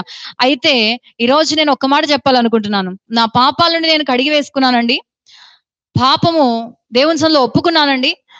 నేను యేసు రక్తంలో కడగబడ్డానండి. బాప్తిజం తీసుకున్నాను, రక్షణ పొందుకున్నాను. ఇప్పుడు ఒక ఆత్మీయురాలుగా నేను ఉంటున్నాను. కాబట్టి ఐఎమ్ సేఫ్ అని మీరు అనుకుంటున్నట్లయితే, దేవుని దాసురాలుగా నేను ఒక మాట మీకు చెప్పాలనుకుంటున్నాను. పాప క్షమాపణ ఒకసారి పొందావు, ఒకసారి రక్షణ పొందావు. ఆ తర్వాత నుంచి అసలు ఎప్పుడు కూడా పాపం చేయలేదంటారా? పాప క్షమాపణ ఒక్కరోజే, రక్షణ ఒకరోజే, బాప్తిజం ఒకరోజు తీసుకుని మళ్ళీ చేయకూడదు. అది ఒప్పుకుంటాను. అది బైబిల్ కూడా చెప్తుంది. మళ్ళా చేస్తే అట్లాంటి వాడిని వెలిగించడం అసాధ్యమని. కానీ దేవుని సన్నిధిలో నువ్వు ప్రతిరోజు కొంత సమయం దేవుని సన్నిధిలో గడుపుతున్నప్పుడు ఏం జరుగుతుందంటే, పరిశుద్ధాత్మ దేవుడు నీ కళ్ళు ఎదుట నువ్వు ఒప్పుకొనని పాపాలన్నీ కూడా తీసుకొచ్చి పెడుతుంటాడు. దేవునికి స్తోత్రం, హల్లెలూయా. అలాంటివి మన కళ్ళు ఎదుట కనబడుతున్నప్పుడు ఫలానా సమయంలో నేను ఈ విధమైన పని చేశాను, ఇది దేవుని దృష్టికి చాలా ప్రతికూలమైన పరిస్థితి, మరి దేవునికి కోపం పుట్టించే పాపం నేను చేశాను అని పరిశుద్ధాత్మ దేవుడు ఎప్పుడైతే వాటిని మన కళ్ళ ముందుకు తీసుకొని వచ్చి పెడతాడో, అప్పుడు కళ్ళల్లో నుంచి నీళ్లు కారుతా ఉంటే తెలియకుండా హృదయం దేవుని సన్నిధిలో కుమరించబడుతూ ఉంటది. ఆ పాపం నిమిత్తం ఎత్తిపట్టి ప్రభువా నన్ను క్షమించు. ఆ పాప క్షమాపణ ప్రతి ఆత్మీయ స్థితిలో ప్రతి ఆత్మీయునికి కావాలి. దేవునికి స్తోత్రం, హల్లెలూయా. ఒక్కసారి నేను పాపాలని ఒప్పుకున్నాను, రక్షణ పొందుకున్నాను, బాప్తిజం తీసుకున్నాను, ఇంకా అయిపోయింది నా పని, నేను విడుదల పొందుకున్నాను. కాదు. అది బాగుంది. అది చేస్తూ నువ్వు ప్రతిదినం చేయవలసిన పని ఏంటంటే, ప్రభు సన్నిధిలో నీ యొక్క హృదయాన్ని కుమ్మరించుకోవాలి. ప్రభా అని పాపం గురించి అడగాల్సిన అవసరం లేదు. నువ్వు దేవుని సన్నిధిలో గడుపుతున్నప్పుడు వాక్యం చదువుతూ, ప్రార్థన చేస్తూ, మరి పాటలు పాడుతూ, దేవుని సమయం నువ్వు దేవునికి ఇస్తూ, 1 గంట 2 గంటలో నువ్వు ఏం నిర్ణయించుకున్నావో అది నువ్వు గడుపుతున్నప్పుడు రోజు ప్రభు నీతో మాట్లాడతాడు. దేవునికి స్తోత్రం, హల్లెలూయా. ప్రతిదినం నీతో ఏ రోజు ఏ మాటను బట్టి ప్రభు నీతో మాట్లాడతాడు నీకు కూడా తెలియదు. కాబట్టి మోకరించి ప్రభు సన్నిధిలో ప్రార్థిస్తున్నప్పుడు, బిడ్డ నువ్వు 2 రోజుల క్రితం ఇలాగ చేసావు, ఇది నాకు నచ్చలేదు, ఇది నువ్వు తప్పు చేసావు అని ప్రభు మాట్లాడడం ప్రారంభిస్తాడు. దేవునికి స్తోత్రం, హల్లెలూయా. ఆ పాపము నెక్స్ట్ నీ పిల్లల వెంట పడదు, నీ యొక్క మరి కుటుంబం వెంట పడదు. ఈ పాపం ఇక్కడ నువ్వు విడిచిపెట్టగలిగితే. అందుకనే ఏం చేయాలంటే దేవుని సన్నిధిలో గడపడం నేర్చుకోవాలి. దేవునికి స్తోత్రం, హల్లెలూయా. దేవుని సన్నిధిలో ఎప్పుడైతే మనం ప్రార్థించడం, గడపడం నేర్చుకుంటూ ఉంటామో, మనకి తెలియని బంధకాల నుండి కూడా మనం విడిపించబడతాం. దేవునికి స్తోత్రం, హల్లెలూయా. తెలియని శాపం నుండి కూడా మనం విడిపించబడుతూ ఉంటాము. ఒక్కొక్కసారి తెలియని దుఃఖము, ఎంతో ప్రార్థన చేస్తున్నాం, ఎంతో దేవుని సన్నిధిలో గడుపుతున్నాం, అయినా కూడా ఒక నెమ్మది లేదు. ఎక్కడో ఒక పాపం వెంటాడుతుందేమో, ఎక్కడో ఒక శాపం వెంటాడుతుందేమో. దేవుని సన్నిధిలో గడపడం నేర్చుకోండి. దినం నుండి దేవుని సన్నిధిలో 1 గంట 2 గంటలు పాటలు పాడుకోండి, ప్రార్థన చేసుకోండి, వాక్యం చదవండి. ఈ యొక్క ప్రాసెస్ లో పరిశుద్ధాత్మ దేవుడు నీ దగ్గర వచ్చి కూర్చుంటాడు. ఆయన మాట్లాడడం ప్రారంభిస్తాడు, ఆయన నీతో ముచ్చరించడం ప్రారంభిస్తాడు. అలా చేస్తున్నప్పుడు మీకు ఒక విషయం చెప్పాలి. ప్రార్థన సమయంలో మనకి తెలియని అనేకమైన విషయాలు ప్రభు మనకి బయలుపరుస్తూ, ఇదిగో నీ బిడ్డల గురించి నిర్ణయం ఇది నువ్వు తీసుకో, ఇదిగో నీ యొక్క కుటుంబం గురించి ఆలోచన ఇది నువ్వు తీసుకో అని మంచిగా ప్రభు మాట్లాడుతుంటాడు. దేవునికి స్తోత్రం, హల్లెలూయా. అసలు నువ్వు రాకపోతే నీతో ఎప్పుడు మాట్లాడతాడు ఆయన? అసలు నువ్వు మోకాళ్ళ అనుభవమే లేకపోతే, లేదా చర్చ్ లో ఆరాధన జరిగితే అప్పుడు పార్టిసిపేట్ చేస్తే సరిపోదు, వాక్యం వింటే అప్పుడు ఉన్నాను కదా అంటే సరిపోదు. నీకంటూ ఒక వ్యక్తిగత సమయము ఖచ్చితంగా ఉండాలి. అప్పుడు మరి ప్రతి పాపం గురించి, ప్రతి శాపం గురించి ప్రభు నీతో మాట్లాడి ఒప్పింపజేస్తూ ఉంటాడు. క్రొత్త విషయాలు ప్రభు నీతో మాట్లాడతాడు. దేవునికి స్తోత్రం, హల్లెలూయా. ఒకే వాక్యంలో నుంచి మరలా ప్రభు మాట్లాడుతుంటాడు. కాబట్టి spend time with the lord. దేవునితో మనం సమయం గడపాలి. గట్టిగా దేవునికి స్తోత్రం చెప్తారా? హల్లెలూయా. అప్పుడు కనపడని ఒక పాపాలు ఏవైతే ఉంటాయో అవి నీకు దేవుడు బయలుపరుస్తాడు. వాటి నుండి నువ్వు విడుదల పొందుకోగలవు. దేవునికి స్తోత్రం. దేవుడి మాటలు దీవించును గాక. చిన్న ప్రార్థన చేసుకుందాం. కళ్ళు మూసుకున్నట్లయితే ప్రార్థన. హల్లెలూయా. స్తోత్రం, స్తోత్రం, స్తోత్రం. హేరోదియా చాలా దుష్టత్వంతో నిండిపోయిన స్త్రీ ఆమె. వీరు ప్రత్యేకంగా సాతాను చేత పీడించబడుతున్న వారు, సాతాను వాడుకునే సాధనాలు. వీళ్ళెంతకైనా తెగిస్తారు, ఎంత దూరమైనా తెగిస్తారు. వారికి దేవుడు అంటే భయం లేదు. హేరోదు లాంటి వారైనా భయపడ్డారేమో గాని, హేరోదియా వంటి దుష్టత్వంలో నిండిపోయిన వారు అసలు భయమే లేదు. అసలు ఏం అడుగుతున్నానో కూడా ఆమెకి ఆలోచన కూడా లేదు. నెబుకద్నెజర్ రాజు లాంటి వారు భయపడ్డారు దానియేలుకి, కానీ దానియేలుకు విరోధంగా ప్లాట్ వేసిన వారు భయపడలా. అసలు సింహాల గుహలో పడవేయటానికి వాళ్ళకి ఏం భయం లేదు. ఈరోజు అలాంటి దినాల్లో మనం బ్రతుకుతున్నాం. దేవుడంటే భయం లేదు, వాక్యం అంటే భయం లేదు, అగ్ని అభిషేకం చేత నింపబడుతున్న సేవకులంటే భయం లేదు, సహవాసం అంటే భయం లేదు. అలాంటి జనుల మధ్యలో మనం బ్రతుకుతున్నాం. మరి మన ప్రవర్తన ఎలా ఉండాలి? హేరోదుకైనా నెబుకద్నెజరు రాజుకైనా కొంచెమైనా దేవుని భయం ఉంది. కానీ ఇట్టి స్త్రీలకి, ఇట్టి మనుషులకి కొంచెం కూడా భయం లేని దినాల్లో మనం బ్రతుకుతున్నాం. కాబట్టి దేవుని సన్నిధిలో ప్రార్థన చేద్దాం. ప్రభా, చాలా దుష్టత్వంతో నిండిపోయిన లోకంలో బ్రతుకుతున్నామయ్యా. భయమే లేకుండా ప్రజలు బ్రతుకుతున్న దినాల్లో మేము జీవిస్తున్నాం. ఆ దుష్టత్వము వారిది దుష్టత్వం అని మేము అనుకుంటున్నాం. నాలో ఏం దుష్టత్వం ఉందో, నేను ఏ విషయంలో భయం లేకుండా నా ఆత్మీయ స్థితిని నేను పెట్టుకున్నాను, నాకు మీరు తెలియపరచండి, నన్ను మీరు సరిచేయండి. అడుగుదాం దేవుని సన్నిధిలో. హేరోదియాది దుష్టత్వం అని నాకు అర్థమవుతుంది, యెజబెల్ దుష్టత్వం అని నాకు అర్థమవుతుంది, దానియేలు పైన ప్లాట్ వేసిన వారి దుష్టత్వం అని నాకు అర్థమవుతుంది. వాళ్ళకి దేవుడు అంటే భయం లేదని అర్థమవుతుంది. తల తీసుకొచ్చి ఇమ్మంటుందంటే అసలు ఎంత భయం లేని పరిస్థితి నాకు అర్థమవుతుంది. కానీ నా గురించి నేనెలా ఉన్నాను ప్రభా? నేనే దుష్టత్వంలో ఉండిపోయానయ్యా. ఏ విషయంలో నీ అందు భయభక్తులు లేకుండా బ్రతుకుతున్నానయ్యా. నీ నామానికి నేను భయపడే బిడ్డగా నన్ను ఉంచండి. నీ అధికారానికి నేను భయపడే బిడ్డగా నన్ను ఉంచండి. సహవాసానికి నీ అందు నాయన ఆసక్తి కలిగిన బిడ్డగా నన్ను ఉంచండి. పరిచర్లో ఆసక్తి మగ్దలేన మరియ వంటి ఘనమైన స్త్రీలు పరిశుద్ధ గ్రంథంలో ఉన్నారయ్యా. ఈ హేరోదియా వంటి భయంకరమైన నీచమైన స్త్రీలను కూడా మేము వింటున్నాం ప్రభా. ఎంత వ్యత్యాసం ఉందయ్యా, ఎంత వ్యత్యాసం ఉంది ప్రభా. నీ దగ్గరే పడి ఉన్న మగ్దలేన మరియా, మీరున్నప్పుడే భయంకరమైన అరాచకం చేసిన హేరోదియా, ఒకే సమాజంలో ఒకే ఊర్లో ఎంతో వ్యత్యాసంతో నిండిపోయిన స్త్రీలు ఉంటున్నారయ్యా, బిడ్డలు ఉంటున్నారు. దుష్టత్వం చేత సాతాన్ చేత వాడబడుతున్న హేరోదియా వంటి వారు ఉన్నారు. యేసయ్యా, నిన్ను అమితంగా ప్రేమించి సమాధి వద్ద కూడా వేచి ఉంటున్న మగ్దలేన మరియ వంటి వారు కూడా అదే కాలంలో ఉంటున్నారయ్యా. మేము ఈరోజు అయ్యా ఇదిగో దినములు చెడ్డవిగా ఉన్నవి కాబట్టి మేము నీ కొరకు నిలబడలేకపోతున్నాం అనే పరిస్థితులు, మాటలు మా నోటి వెంబట రాకుండా సహాయం చేయమని అడుగుదాం. హల్లెలూయా, స్తోత్రం, థ్యాంక్ యూ జీసస్. మగ్దలేన మరియ లాంటి వారు ఏం ఆటంకాలు చూపించలేదు కదా. మగ్దలేన మరియ వంటి వారు చూస్తూనే ఉన్నారు. హేరోదియా లాంటి వారు, వాళ్ళు రాజులు కదా, ప్రజలే కనపడకుండా ఏమి ఉండరు. హేరోదియా పరిస్థితి ఏంటో ఆనాటి మగ్దలేన మరియకి, అక్కడున్న ప్రజలకి, యేసుక్రీస్తు వారికి శిష్యులకి అందరికీ తెలుసు. కానీ దేవుని రాజ్యాన్ని వారు కట్టుకుంటూ వెళ్ళిపోయారు. ఈరోజు మనం అడుగుదాం, దుష్టత్వంతోనే ఉంది లోకమంతా నిండిపోయింది, కానీ ప్రభా మేము నీ వైపు చూస్తూ నీ రాజ్యంను కట్టే సాధనాలుగా వాడుకోండి అయ్యా. హల్లెలూయా, స్తోత్రం, థ్యాంక్ యూ జీసస్. ఆటంకాల వైపు చూడకుండా, దుష్టత్వం వైపు చూడకుండా, నువ్వు దేవునికి దేని కొరకు వాడబడుతున్నావో, దేవుడు ఎందుకు నేను ఎన్నుకున్నాడో, మరి ప్రభు యొక్క సాధనంగా ప్రభునికి ఇచ్చిన కృప ఏంటో తెలుసుకొని దాని ప్రకారం మనం భయము కలిగి దేవుని యొక్క స్వార్థ పరిచర్లో, ఆయన చిత్తంలో ముందుకు సాగిపోవాలి. ప్రార్థన చేసుకుందాం. ప్రేమగల తండ్రి, దయగల రాజా, దేవాని పరిశుద్ధ నామమునకు వెళ్ళని స్తుతులు, స్తోత్రాలు. ఇది మీరు మాతో మాట్లాడుతున్నారయ్యా. మగ్దలేన మరియ గురించి మేము తెలుసుకుంటున్నప్పుడు హృదయం కరిగిపోయిందయ్యా. ఇదిగో ఈ దినం నాయన హేరోదియా వంటి వారు అయ్యా, నా ప్రభా కుమార్తెని నాయన ప్రభా బహు దుష్టత్వంలో పెంచుతున్న ఒక తల్లిగా అయ్యా, భర్తను విడిచి ఒక అక్రమమైన బంధంలోనికి వెళ్ళిపోయిన ఒక నీచురాలుగా, భయంకరమైన స్త్రీగా ఈ హేరోదియా ఈరోజు మేము తెలుసుకున్నాం ప్రభా. భయం లేని పరిస్థితి అయ్యా. బాప్తీసం ఇచ్చి యోహాను తలను అడుగుతుందంటే ఎంత భయం లేని పరిస్థితి అయ్యా. అయ్యా ఈ దినం నాయన అనేకులు అలాగే నాయన ప్రభా, దేవుడంటే భయం లేకుండా, సేవకులంటే భయం లేకుండా, సహవాసం అంటే ఏమాత్రం ఆసక్తి లేని పరిస్థితులు మేము బ్రతుకుచున్నాం. అయినప్పటికీ నిసలు ఎత్తి పడుతున్నామయ్యా. దుష్టత్వం ఒకవైపు వెళుతున్నప్పటికీ కూడా యేసయ్యానితో పాటు నీ శిష్యులు నీ చుట్టూ ఉంటున్నారయ్యా. మగ్దలేన మరియ వంటి స్త్రీలు ఉంటున్నారు ప్రభా. నీ రాజ్యమును కట్టుచూ ముందుకు సాగిపోతున్నారయ్యా. గ్రామం వెళుతున్నారు, పట్టణం వెళుతున్నారు ప్రభా. అయ్యా ఎక్కడ నీ రాజ్య సువార్త ఆగిపోలేదు నా ప్రభువా.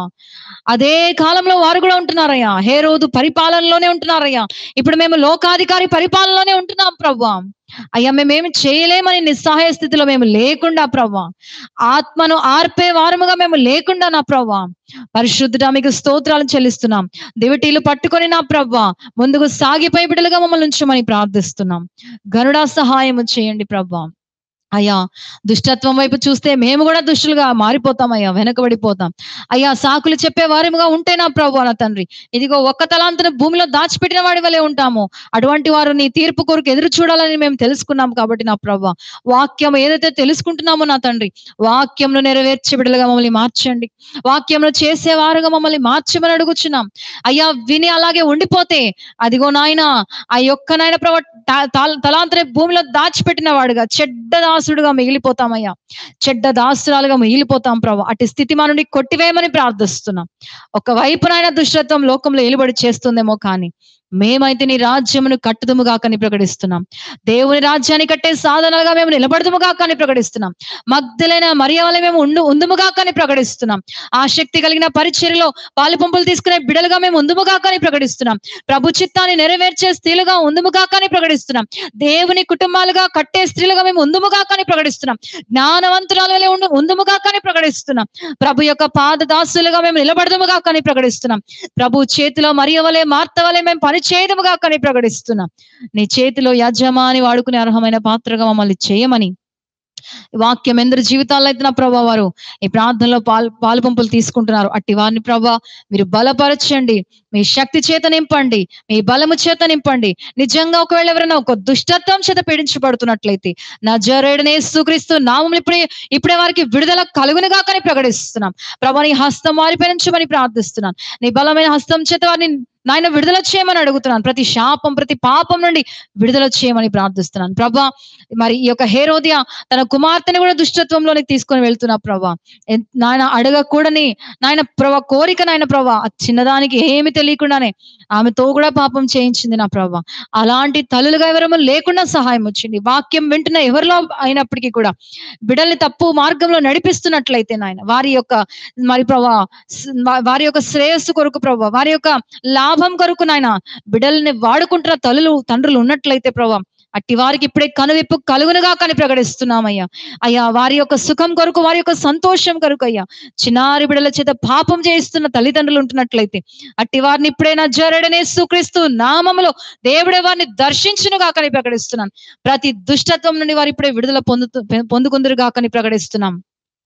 చిన్న బిడ్డల్ని ప్రభా ఏసయ్యా, బిడ్డలు మీరిచ్చిన స్వాస్థ్యమయ్యా, మీరిచ్చిన బహుమానమయ్యా ప్రభా, వారిని ఎంతగానో నా ప్రభా నీ కొరకు పరిమళ సువాసనగా పెంచే కృపని దయచేయండి అయ్యా. నీ కొరకు సాక్షులుగా నిలబెట్టే కృపని దయచేయండి నా ప్రభా. అయ్యా కుమార్తెని కూడా నరకంలోనికి ఈడ్చుకొని పోయింది అయ్యా హేరోదియా ప్రభా. ఇంత దుష్టత్వం అయ్యా, ఆ చిన్నదానికి ఏమి తెలియదు, ఏం అడిగానో తెలియదయ్యా, ఏమి తీసుకొచ్చిందో తెలియదయ్యా, తల్లి చేతిలో పెట్టింది ప్రభా. ఈ రోజు చాలా మంది నాయన ప్రభా అయ్యా ఒకవేళ నాయన ఇది ఈ యొక్క సహవాస కూడికలో, ఈ యొక్క స్త్రీల సహవాసంలో ఈ మాటలు ఎవరైతే వింటున్నారో నా ప్రభా, ఏ తల్లి అయినా ఏ తండ్రి అయినా అటువంటి దుష్టత్వంలో మునిగిపోయినట్లయితే, బిడ్డల్ని వాడుకుంటున్నట్లయితే, బిడ్డల్ని దుష్టత్వంలో నడిపిస్తున్నట్లయితే అయ్యా చిన్నారి బిడ్డలు ఎవరైతే మరి ప్రభా ఇటువంటి పెంపకంలో నాయన పీడించబడుతున్నారో అటువంటి వారికి యేసయ్య మీ నామంలో విడుదల మీరు ప్రకటించమని ప్రార్థిస్తున్నాను. చిన్న బిడ్డలకి పరిపూర్ణమైన విడుదల దయచేయండి ప్రభా. యేసయ్య మీరు ఇచ్చే స్వాతంత్రం ఇవ్వండి. పాపంలో శాపంలో ఏ కుటుంబాల్లో మగ్గిపోతున్నారో ప్రభా అటువంటి బిడ్డలు మీరు లేవనెత్తమని ప్రార్థిస్తున్నాను. చిన్న బిడ్డలు నీ రాజ్యానికి వారసులని మీరు సెలవిస్తున్నారు, మొట్టమొదటిగా వారే వారసులని మీరు సెలవిస్తున్నారు. కానీ తల్లిదండ్రులు ఆయన నరకానికి ఈడ్చుకుని వెళ్ళిపోయే పనులు ఒకవేళ వాళ్ళతో చేయిస్తున్నట్లయితే ఇప్పుడే అటువంటి కుటుంబాలు పనిచేస్తున్న సాతాను యేసయ్య నామంలో లయమగునుగా కానీ ప్రకటిస్తున్నాను ప్రభా. నీ కుటుంబాలుగా ప్రతి కుటుంబం కట్టబడునుగా కానీ ప్రకటిస్తున్నాను. సొంత లాభం కొరకు దుష్టత్వంలో ఏ తల్లిదండ్రుల బిడ్డల్ని నడిపించడానికి వీల్లేదు నాయన. అటు కృపని దయచేయమని ప్రార్థిస్తున్నాను. నీ వాక్యమందు నాయన ప్రభా, ప్రార్థన యందు నాయన పెంచే నాయన కృపని జ్ఞానాన్ని మా అందరికీ మీరు దయచేయండి. యేసయ్య మీ కుటుంబాలుగా మేము మా కుటుంబాలని కట్టే కృపని దయచేయమని, ఈ యొక్క ప్రార్థనలో పాల్గొంటున్న ప్రతి బిడ్డను దీవించి ఆశీర్వదించమని మహిమ ఘనత ప్రభావాలు మీకు చెల్లిస్తూ యేసయ్య అతి పరిశుద్ధమైన నామములు అడిగి వేడుకుంటున్నాం తండ్రి. ఆమెన్. ఆమెన్. Praise lord.